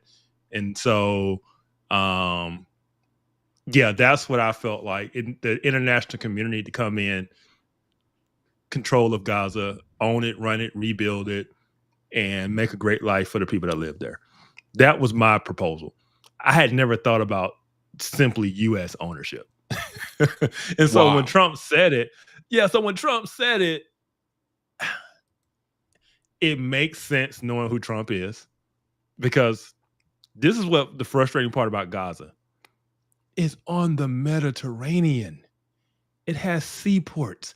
It has so much potential, and they wasted it smuggling in rockets to fire at Israel. They wasted beachfront Mediterranean property. They could be wealthy. They could be a destination that people wanted to come to and visit. And instead, their leaders siphoned off all the money. They became very rich. The place was run down. The people not taken care of. And only thing they cared to do was wage jihad against the Jews, against Israel. That's all they spent their time doing, building tunnels to fire rockets, right? But when I look at, just from an American capitalist standpoint, I look at that territory, I'm like, how could you not open up to the world and be a tourist destination? You got the Mediterranean, you're on the beach. They're on the same beach as Tel Aviv, and Tel Aviv is thriving, right? And yet Gaza is a crap hole, as President Trump would say. But I say all that to say this now. He is right. It is to the ground. Like, it's rubble. Yeah. They can't rebuild it. No. Who's going to rebuild it? It's got to be someone else, international aid, someone else has to come in and completely rebuild that country, civilization, what we want to call it, territory. And so whoever comes and invests that kind of money into it is probably going to want some type of ownership in it, to be honest. Because from what I heard, the price tag is $80 billion a year to rebuild Gaza. Who's going to put in $80 billion a year and just say, okay, here you go, guys, go launch more rockets? I'm just saying, Ritz-Carlton, Absolutely. Ritz-Carlton, Gaza. Look, that's why I'm retiring. That's all I got to say. I knew you were rich, man. I knew you were rich, secretly rich. No, and I will say this. I will say this. If we own it, I don't want it on the U.S. dollar. I want it on a different exchange rate because I want it to be cheap there. Yeah, that's right. Ritz-Carlton there got to be the most affordable Ritz-Carlton in the world. Absolutely. Absolutely. Oh, man. I have thoughts. My thought is if you mess around, you find out. If you mess around, you find out. In my opinion, Hamas messed around, and Hamas's leadership was in control of Gaza. They messed around. They decided to engage in a war of aggression, and they got bodied. Plain and simple, they got bodied. They messed around. In my opinion, just my opinion, Israel has every right to take over Gaza fully. 100%. 100%. Every right. I'm thinking, okay, so this place is a breeding ground of people who are willing to launch the most barbaric, heinous attacks against other humans, to cut off their body parts and toss them around to each other and play with them, to put babies in ovens, to like kill little kids' fathers in front of their eyes and then sit down and drink something out of the fridge before you do something with the kids. You know what I'm saying? Like, you messed around and you found out you don't have a right to have land anymore. I'm sorry. You don't. No. I fully believe they have no right to self-govern any longer. No more. None whatsoever. I don't think that the United States needs to fund that. In my opinion, the best thing for us to say is that, hey, Israel, well done defending yourself against one of the most heinous attacks since the Holocaust. Gaza's yours now. That's what I think we should do, personally. I know that the UN's not going to like that, but since when has the UN ever had a good opinion? Okay, so... Oh, no, like I said, I thought I mentioned the UN in terms of the future of Gaza, but UNRWA, the UN agency that was in there, was basically funding the terrorism. And we just withdrew. Siding with it. Hats off to President Trump for withdrawing from that junk, man. Yeah.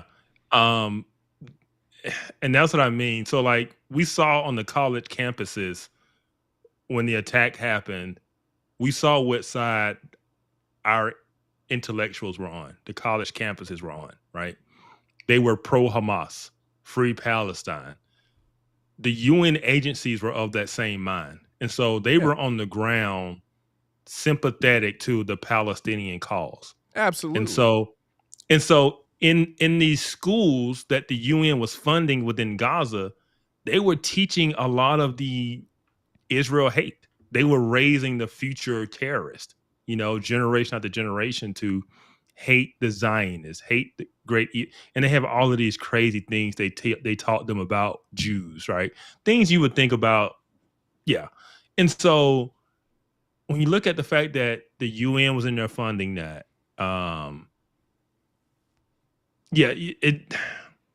there just needs to be that whoever goes in there and controls it needs to have zero tolerance for any of that stuff, right? It can't be that you're so sympathetic to them and the whole right to return and all. As I told someone on, so Matt Walsh made a post about this and I commented on it. And a lot of people named Ahmed and Hassan started responding to me. And as I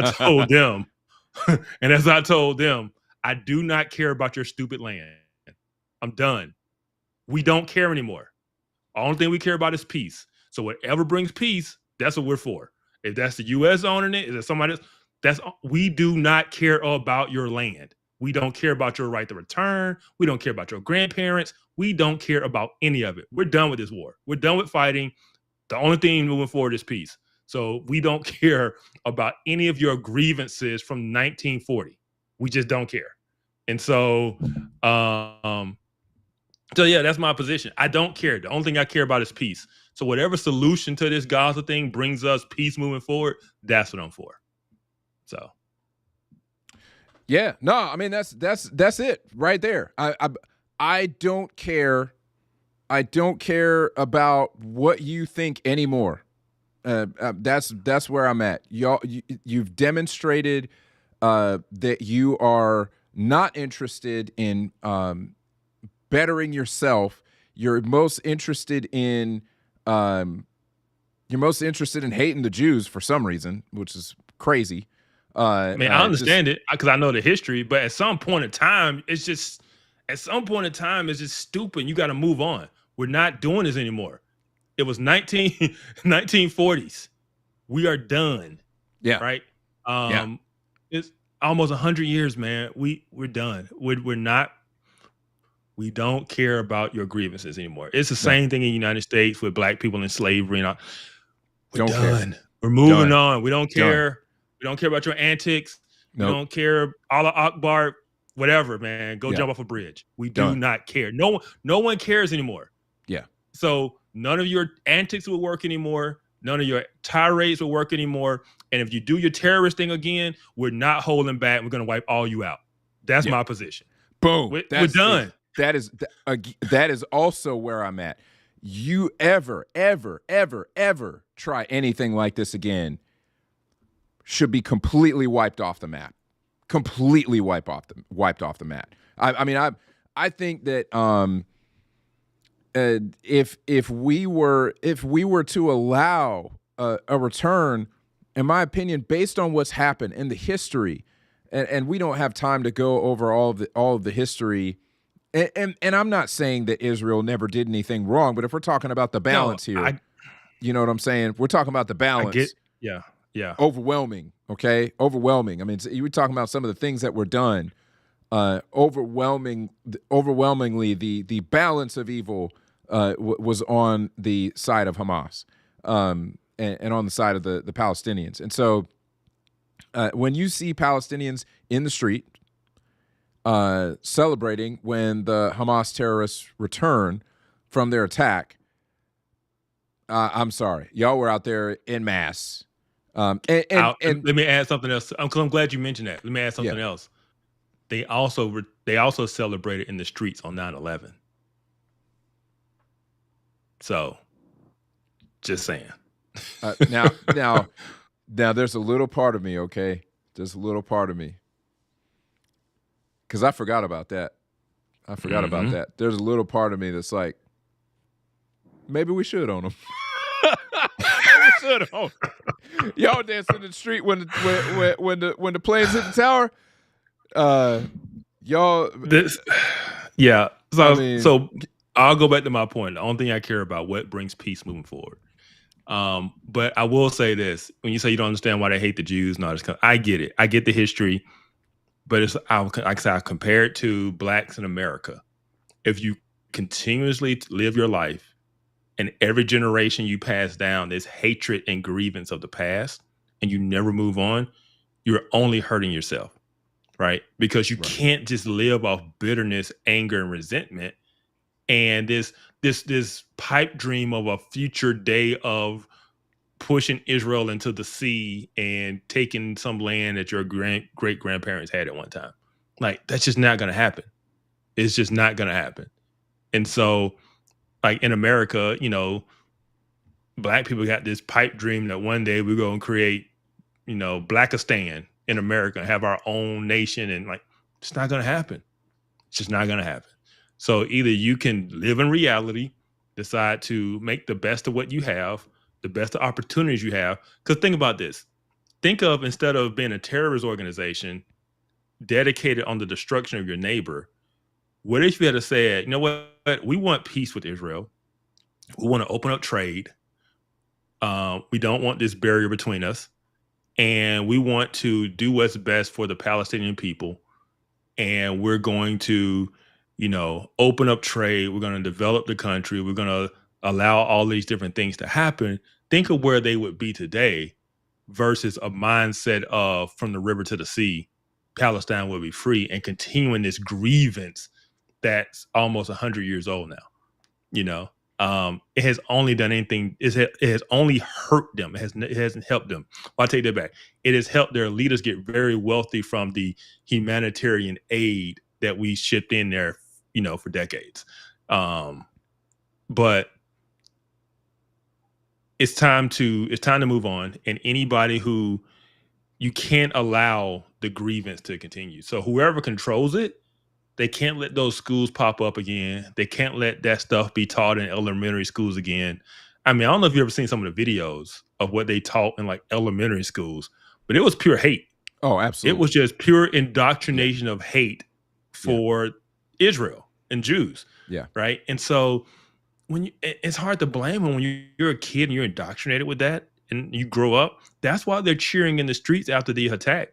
That's why that guy, the Hamas fighters, he's calling his parents, talking and rejoicing about how many Jews he killed, and they're rejoicing with him and all this type of stuff. And I don't think people here understand the mindset. I don't think they understand what these people really truly believed and how ingrained this stuff was in them.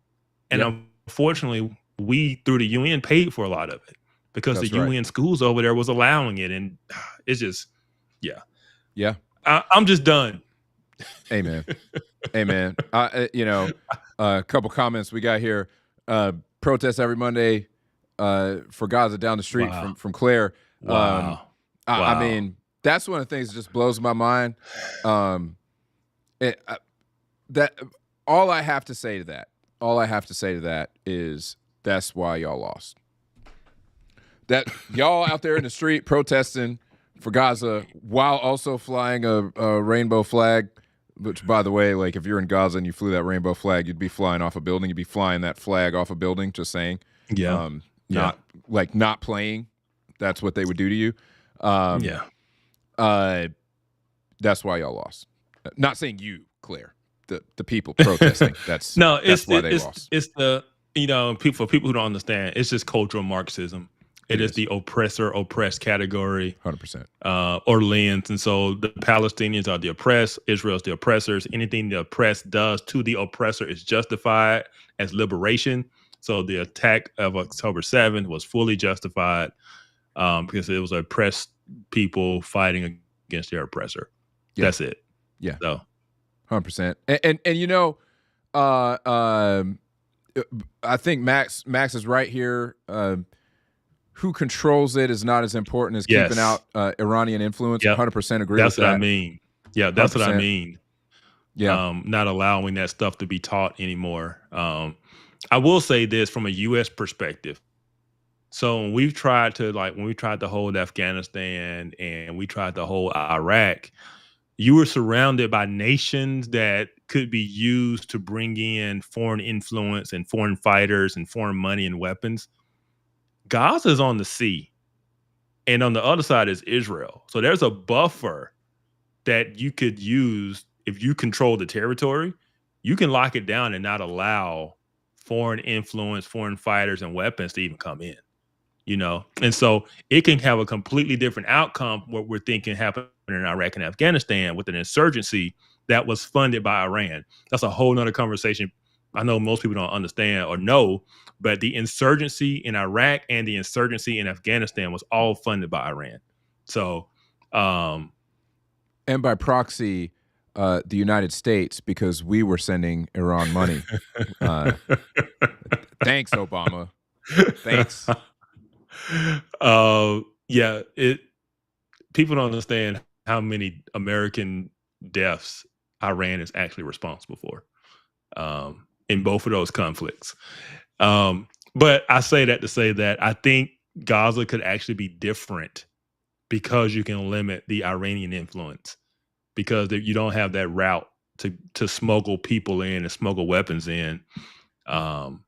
No, because they would smuggle weapons in, rockets into Gaza from the sea. Israel would try blockades and stuff like that, but Israel did not control Gaza itself, and so if something got in, it was in. You know. Yeah. But if you control Gaza itself, I think you can limit the influence Iran has in that area. So.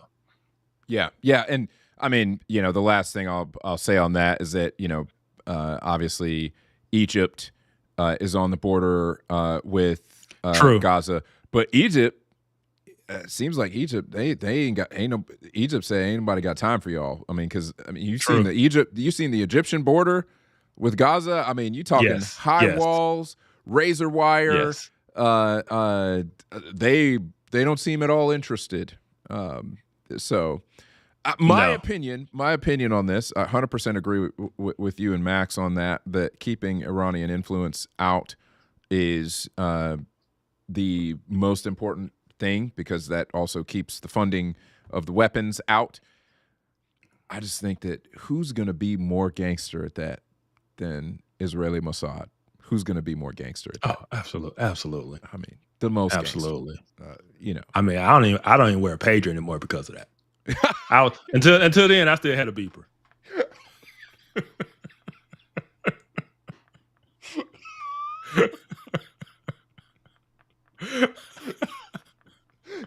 I'm just picturing. I'm picturing you sitting there. You looking at the news on your phone. You going to your hip immediately. Oh snap! Let me get this thing off of me. I never left the 90s, man. Never left the 90s. He got rid of that pager real fast. He was like, "Hey, I know I got nothing to do with it, but it's you never know." Man, that's crazy. That's crazy. So I think we got one more thing. We got one more thing here. I'm trying to remember which story that was, but I can move us to it. You probably remember. And that's all that matters.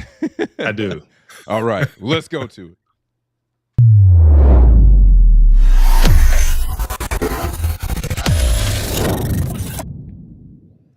Oh, yeah, that's right. So much winning. All the winning. So we were going to lead with this because early in the week, this was the big stories. It was everything that was happening. And then that USAID just came and just took the show. It just took everything. And so I didn't even know we even get to this tonight. So this went from almost being the lead to not even being covered tonight. And it's still a big deal. It's a big deal, yes. So everybody knows one thing Trump talks about a lot is tariffs. And people get really caught up in, the tariffs are going to do this to our economy and it's going to be this.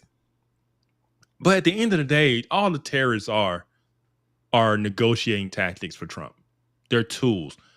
So I try to understand people, and this is how I understand Trump. He's a narcissistic businessman. That's how I've always seen him. But knowing he's a businessman, he always talks about he's always trying to make a deal. When he ran the first time, I remember he was always talking about these trade agreements and how he was going to go in and get a better deal for us because we got a bad deal. The U.S. on the short end of these deals. He's a negotiator. He's a businessman. And when you're a negotiator and you're in business, you want leverage. And the one thing Trump likes to do is use tariffs as leverage, right? And so what he did was he's like, hey, if Mexico, Canada, if they don't cooperate, we're going to levy these tariffs on them, right? And so, I'll take this back. It started with Colombia. So Colombia, because we tried to fly some illegal immigrants back to Colombia, and Colombia would not accept the flight. And so there was a phone call. There was a phone call made. That was bold. Yes. I'm like, hold up. These are your people. What do you mean you won't accept them? That was bold. Anyway, a phone call was made, and I don't know what was said on the phone call. Only thing I know is Colombia not only reversed their decision, but the president of Colombia offered his personal plane to come get migrants. So once again, very effective. Panama. Yeah. Panama Canal. This is something I've known about for years. It's been troubling from an intelligence standpoint. We know China's Belt Road Initiative. China understands economics is the key. And one of those keys to economics, one of the reasons the United States The fact that we control the seas with our U.S. Navy, and we control the seas and leave the seas open for trade, we control that influence, is very powerful. The Panama Canal is that one of those places that's very key. And if you know your history, we built the Panama Canal. The United States did. And then we gave it over to Panama. Say, hey, here you go. Well, Panama had in recent years, given it in a contract basically over to China. The Chinese have been running the Panama Canal. I did not know that. Wow. Oh, absolutely. Absolutely. And so basically the Trump administration came in and was like, nah, we can't have this. And so they went down to Panama. Well, first he publicly said that we were going to take it back. He said they violated the agreement. We're going to take it back. And he wasn't playing. Rubio goes down there. Panama not only agrees to cut off their contracts. Well, I'll take that back. They agree not to renew their contract with China, and it could end early, but they're not going to renew it. And they agreed that U.S. warships would pass through for free. So no, we were paying like everybody else to pass through the canal. Not anymore. U.S. warships will pass for free, no charge. Gangster. Right? Gangster. And then, like I said, they're going to cut off their relationships with China. And then I think most people are familiar with Mexico and Canada and the border issues. And so Trump threatened them with tariffs. And then they decided they caved. First, they tried to play big boy, like you can't big boy us. But at the end of the day, they caved. And so both have agreed to put 10,000 troops on their border to fight drug trafficking. Canada's appointing a fentanyl czar or something like that? Someone that's focused on drugs out of their government. Right. That's right. They're going to spend $1.3 billion on border protections. They are creating more. They're going to do 24/7 surveillance of the borders. And they're creating a joint task force with the U.S. on border control. Right. And that's the Canadian part. Mexico's put 10,000 troops as well, and to combat fentanyl. Oh, also, just like we did, Canada has also deemed the cartels as international terrorists. So that's a big step too. So this is the thing. This is why this is important. I mean, once you deem someone a terrorist group, now you're not dealing with law enforcement anymore. You're dealing with military. No, this is no longer a DEA, FBI issue anymore now. If they're deemed a terrorist group, you now have the U.S. intelligence agencies and the U.S. military now who is capable of combating this terrorist organization. So the fact that Canada would also align with us and deem the cartels terrorist organizations, that's really big. So if this is what I will say. Trump going back to the question of is Trump good for the USA? If Trump is serious, and he appears to be serious with safety and making America safe again, controlling our borders, stopping the flow of drugs from coming in, if he's willing to shut down our border, we've got Mexican troops, he's putting U.S. troops at the border, we've got U.S. and Canadian troops in the north, and if we're going to go to war with the cartels, that's big. That's big. I mean, if you can really stop we have such a drug problem in the United States.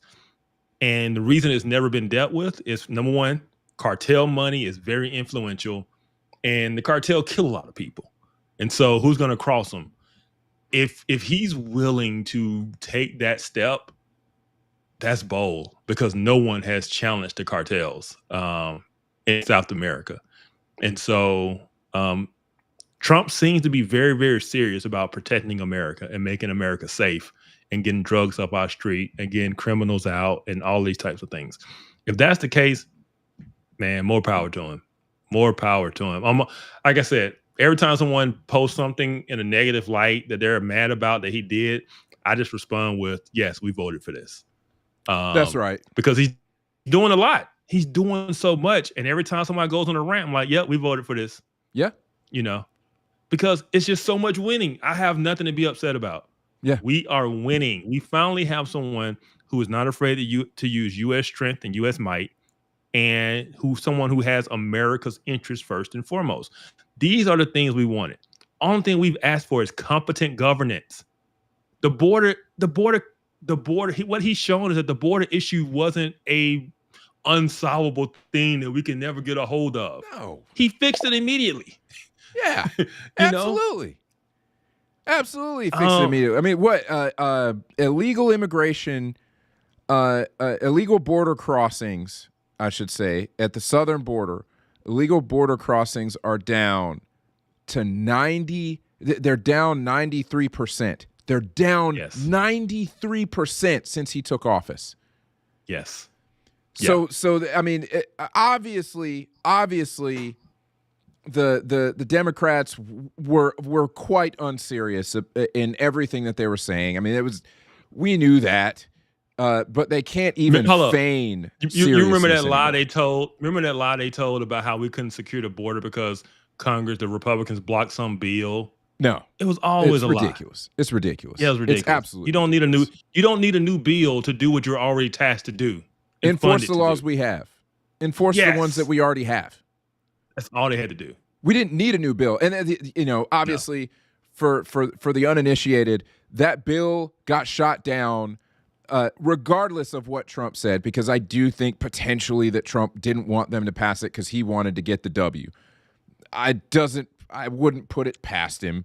However, that's actually less consequential than the fact that the reason that bill got killed was because the Democrats put a lot of nonsense in that bill that they knew that the Republicans were going to vote no on. They knew that the Republicans were going to vote no on that, and they were going to use it as a political tool because of the headlines to be able to say Republicans blocked actual bipartisan solutions on the border. But they never intended to actually solve the problem. They stuffed the bill with a bunch of mess they knew would never get past the House or the Senate. They knew it.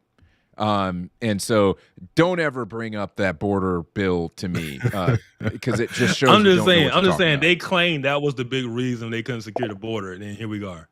Exactly. Yeah. And that's what I'm saying. Anybody, if you bring up the border bill to me, you're gonna catch those hands. You bring up the border bill to Kevin while I'm around, you're gonna catch the same hands. If I'm within earshot, if I see the Facebook comment, hands. That's what you're gonna catch. Yeah, the minute it gets ready to come out somebody's mouth, I'm like, no, don't do it.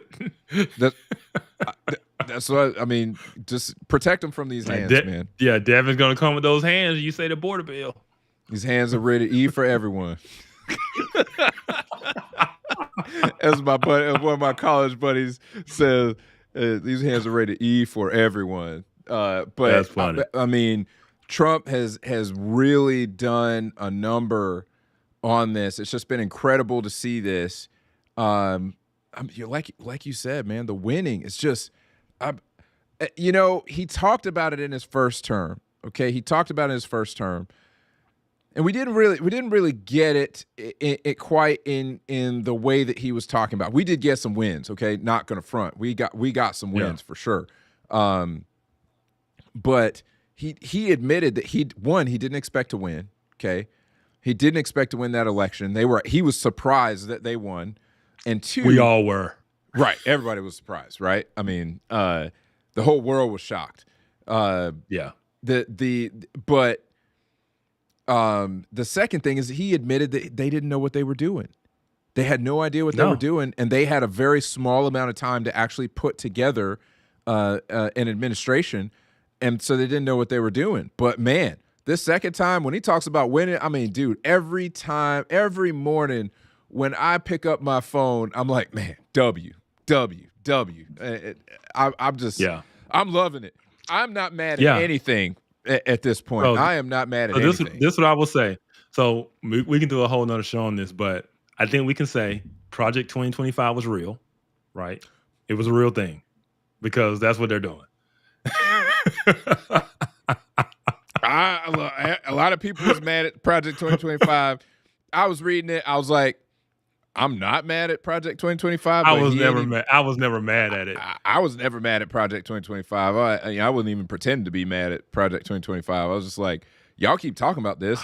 He said he ain't about it. And I knew there were some things in there in Project 2025 that like Trump had expressed positions to the contrary. And so I thought to myself, like, he probably is not, all the way on board with this. But I thought he probably on board with a lot of it, But I never thought that a lot of the things they were talking about, a lot of the cuts they were talking about making, a lot of literally draining the swamp that they were talking about, I never thought that they were about that life. I mean, Trump is about that life. I cannot believe what I'm seeing. But I also want to give credit where credit is due, because they're also following a game plan of someone else. And I can't remember his name. I always forget his name. The president of Argentina. The guy who came in and completely, he got rid of agencies. He got rid of all the woke stuff. He did it unapologetically. He came in and he completely tore down the system and reduced government, reduced costs. And now, Argentina's doing great. And he was the guy who really laid. He's the one who laid out the blueprint of, you just got to come in and tear it down. You can't reform it. You can't. No, he got rid of entire agencies. And you look at what Trump doing. What is Trump doing? They're getting rid of entire agencies. Yeah, absolutely. Javier Milei. That's his name. Javier Milei. Yes. I mean, absolutely. Just amazing case study there, because he was even more. I would even say that he was less congenial than Trump, and we all know that Trump can have a tendency to not be very congenial. He was far less congenial than Trump to the left in his country. He was all business. He was all business, and he was taking on that leftist mindset and getting it out. He had less constitutional restraints than Trump has, which is good for us. We don't want, even though it would be easier to say, oh man, if Trump could just go in and just get rid of everything, it'd be great. But we also know power works both ways. When someone's in office who you don't want to have that power, so it's good that we have a limit on what the executive branch can do. So they can't come in and be quite as efficient and cutthroat as he did, but they're doing their best version of it under the rules they have to play by. So absolutely, and that's one of the other things that I hear people talk about. We kind of wrap here. One of the things that I see a lot of people talking about is like, oh, this is executive overreach, all this stuff. Okay, so I will say that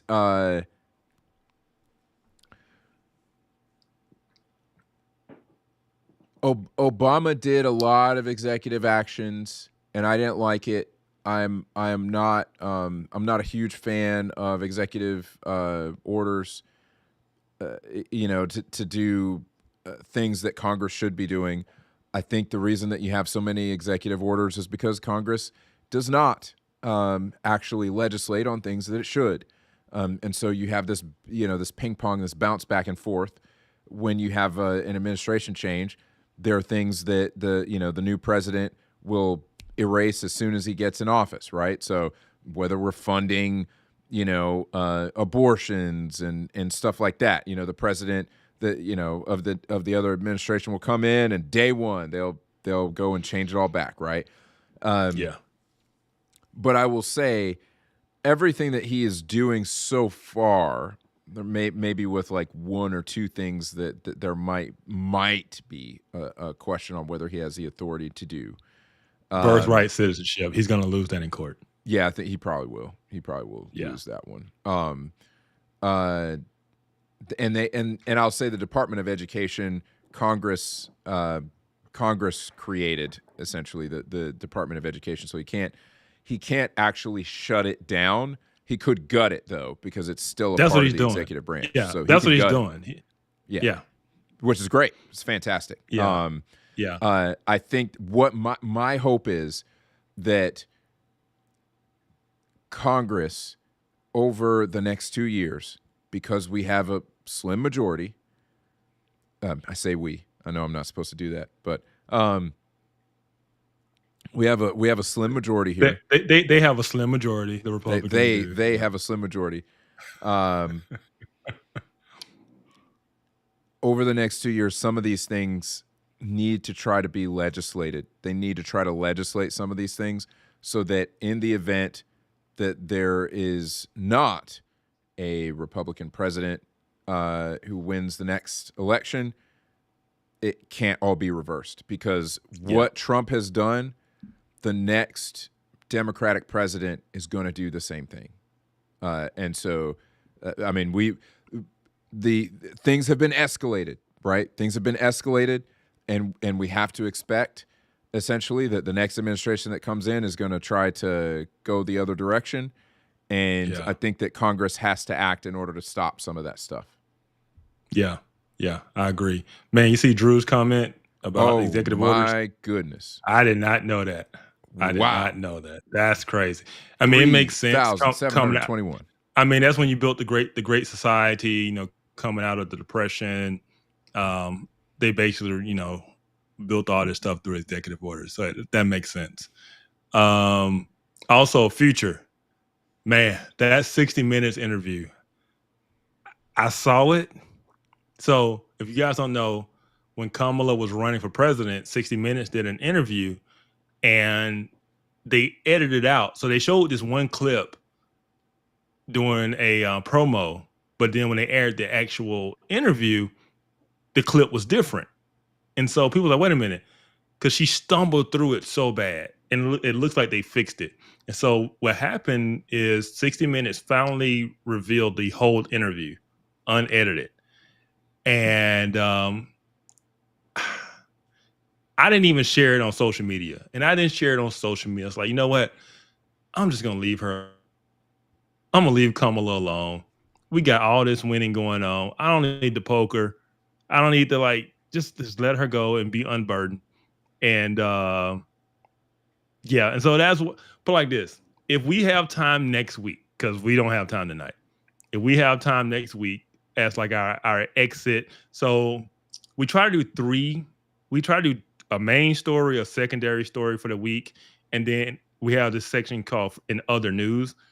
For next week, unless you know things just go crazy, we'll try to put it in other news next week, and we can talk about how horrible that interview was. That, oh my goodness, it was bad. So I saw it come up. I've just been so slammed with work this week. I couldn't take any time to watch that. And I kind of had the same attitude where I was like, man, do I really want to relitigate this? Do I really want to watch that? I have such a hard time listening to her talk. Just listening to her voice gets on my nerves. And I was thinking to myself, do I really want to subject myself to this? And my answer was no. And I just kept going. I closed it out on my phone. I was like, I got work to do, man. I don't have time for this. I no longer need to prove to the rest of the world how bad of a candidate she really was, and just how unsmart she was. I mean, oh my goodness, that woman, bless her heart. If she came to the South, the old ladies would just be like, oh baby, bless your heart, you know, and she would be clueless to what it meant. She would be completely clueless, right? But she would try to speak with a Southern accent, though. She would. Oh, absolutely, she would. Absolutely. Oh man, that was the chameleon deal. And I'm not gonna pretend like when I get around certain people and you know I can start to shift, but like your gaze to come out.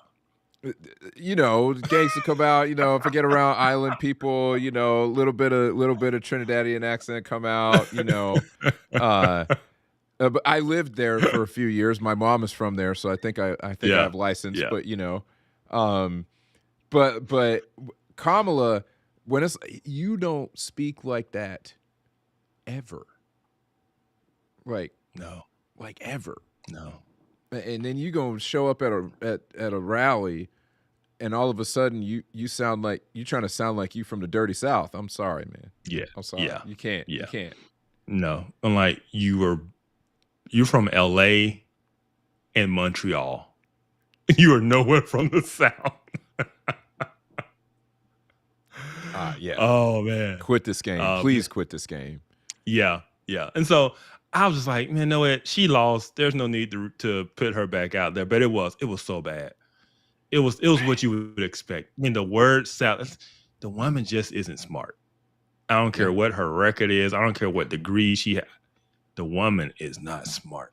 And so she can't answer basic questions without the whole word salad. And the reason she's doing the word salad is because she doesn't know what to say. So she's just saying words. It's like, remember when Miss Teen South Carolina, they asked her about what did they ask her about maps? Yeah. Remember the one? She had to be from my home state too. She Iraq had to be in South Africa and such as the Iraq, and like her brain just kind of stops working. Kamala does the same thing.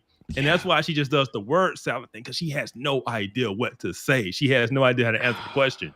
See, you made the perfect comparison.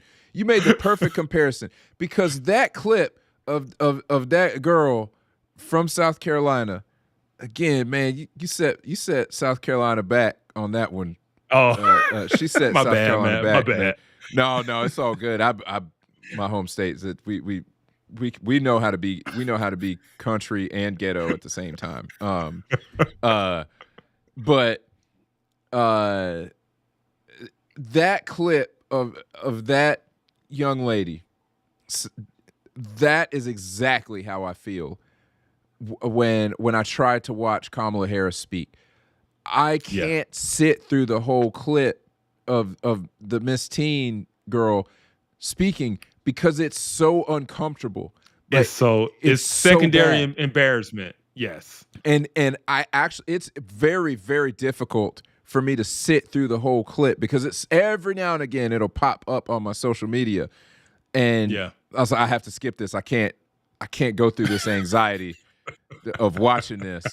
And that's exactly the same way that I feel about Kamala Harris speaking. That's exactly the same way. It's amazing that you brought that up, because it's perfect. It's absolutely perfect. It is.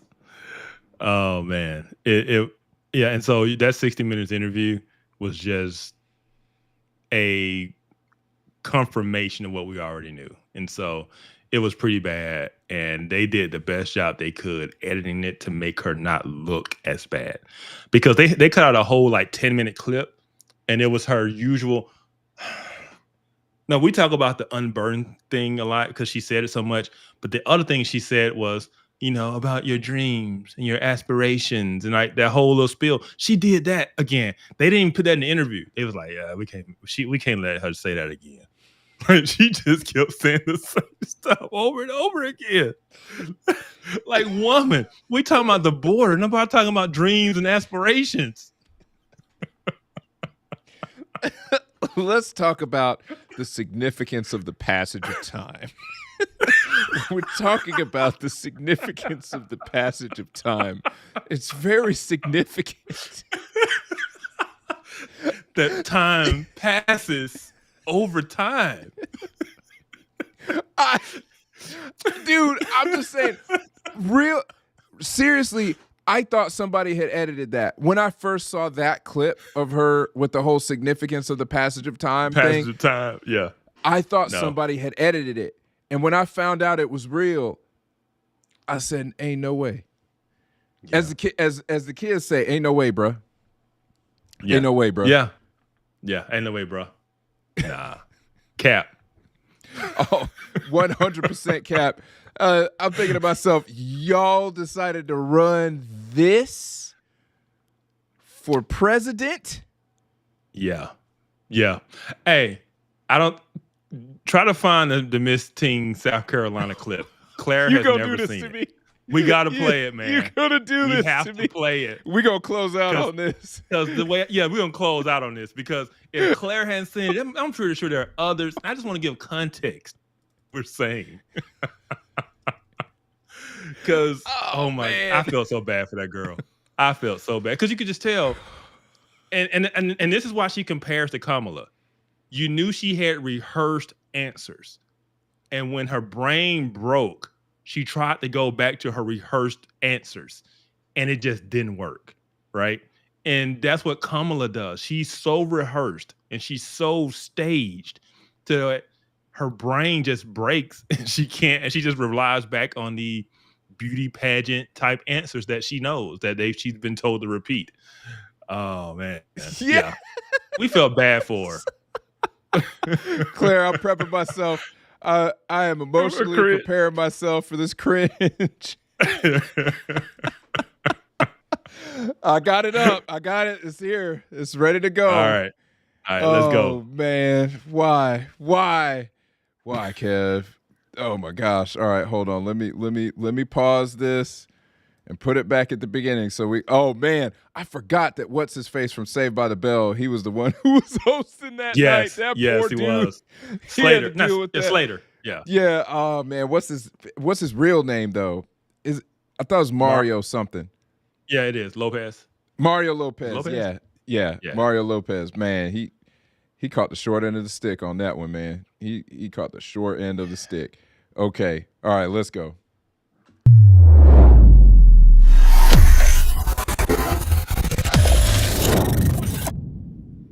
Oh man, why you do this to me, man? Okay, I got enough scotch left to make it through this 48 seconds. I think I got enough scotch, yeah. All right, come on. Okay. Recent polls have shown a fifth of Americans can't locate the U.S. on a world map. Why do you think this is? I personally believe that U.S. Americans are unable to do so because some people out there in our nation don't have maps, and I believe that our education, like such as in South Africa and the Iraq, everywhere like such as, and I believe that they should, our education over here in the U.S. should help the U.S. or should help South Africa and should help the Iraq and the Asian countries, so we will be able to build up our future for our children. Thank you very much, South Carolina. No, dude. No. Oh gosh. Tell me that's not Kamala Harris. Tell me that's not Kamala Harris. Oh man, oh man. If she only knew that she could have gotten out of that question, all she had to say when they asked her that question, I grew up in a middle-class family. That's all she had to say. If she could have got out of that thing, man, she didn't know. Oh, but you can tell she went to her training. She tried to repeat the question. She was doing everything she could to try to think of an answer and stall with her words, and she just ran out. And she ran out, man. They hit her with the buzzer, man. They hit her with the buzzer. I like Mario Lopez. I mean, hold on. Okay, so I have one more. I have one more that we got to play because really that is there's no way you can hear that without responding with this. Uh-oh. What you just said is one of the most insanely idiotic things I have ever heard. At no point in your rambling, incoherent response were you even close to anything that could be considered a rational thought. Everyone in this room is now dumber for having listened to it. I award you no points, and may God have mercy on your soul. That's how I felt the entire election cycle. That is exactly how I felt. That is, dude, that was running through my head. The entire time that the girl from South Carolina was speaking. It was running through my head the entire time. Every time Kamala did an interview, I award you no points, and may God have mercy on your soul. Oh, I will say this, just because you were wondering, just like Kamala, she also did not win. So she did not win Miss Teen South Carolina. Yep. That's Oh, and also like Kamala, the next day she went on like the Today Show because it was a big deal, and they asked her the same question, and she had a rehearsed answer they had given her, like her team, and it still wasn't good. She still like, oh, girl, you gotta be ready for that question now. They were trying to give it. I was like, hey, you can't go out like that. you know what that is? That. You know, you just say to her, like, you're so pretty. You just so pretty. You just let that be it. Just let Thank that be you. it. Lord have mercy. Oh man. He had mercy on us, because that could have been our president. It could have been our president, man. Dude, don't do me like that. Don't. Oh my, we were that close. We were that. Oh my. Actually, it wasn't close. Praise God.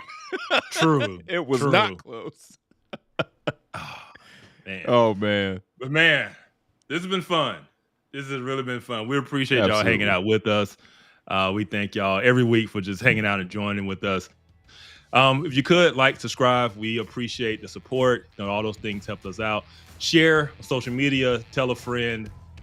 Join go look at the merch channel or the merch store. You know, your Unburdened merch, and join us next week as we tackle the latest in foreign and domestic politics. But until then, stay informed. Stay informed, my friends.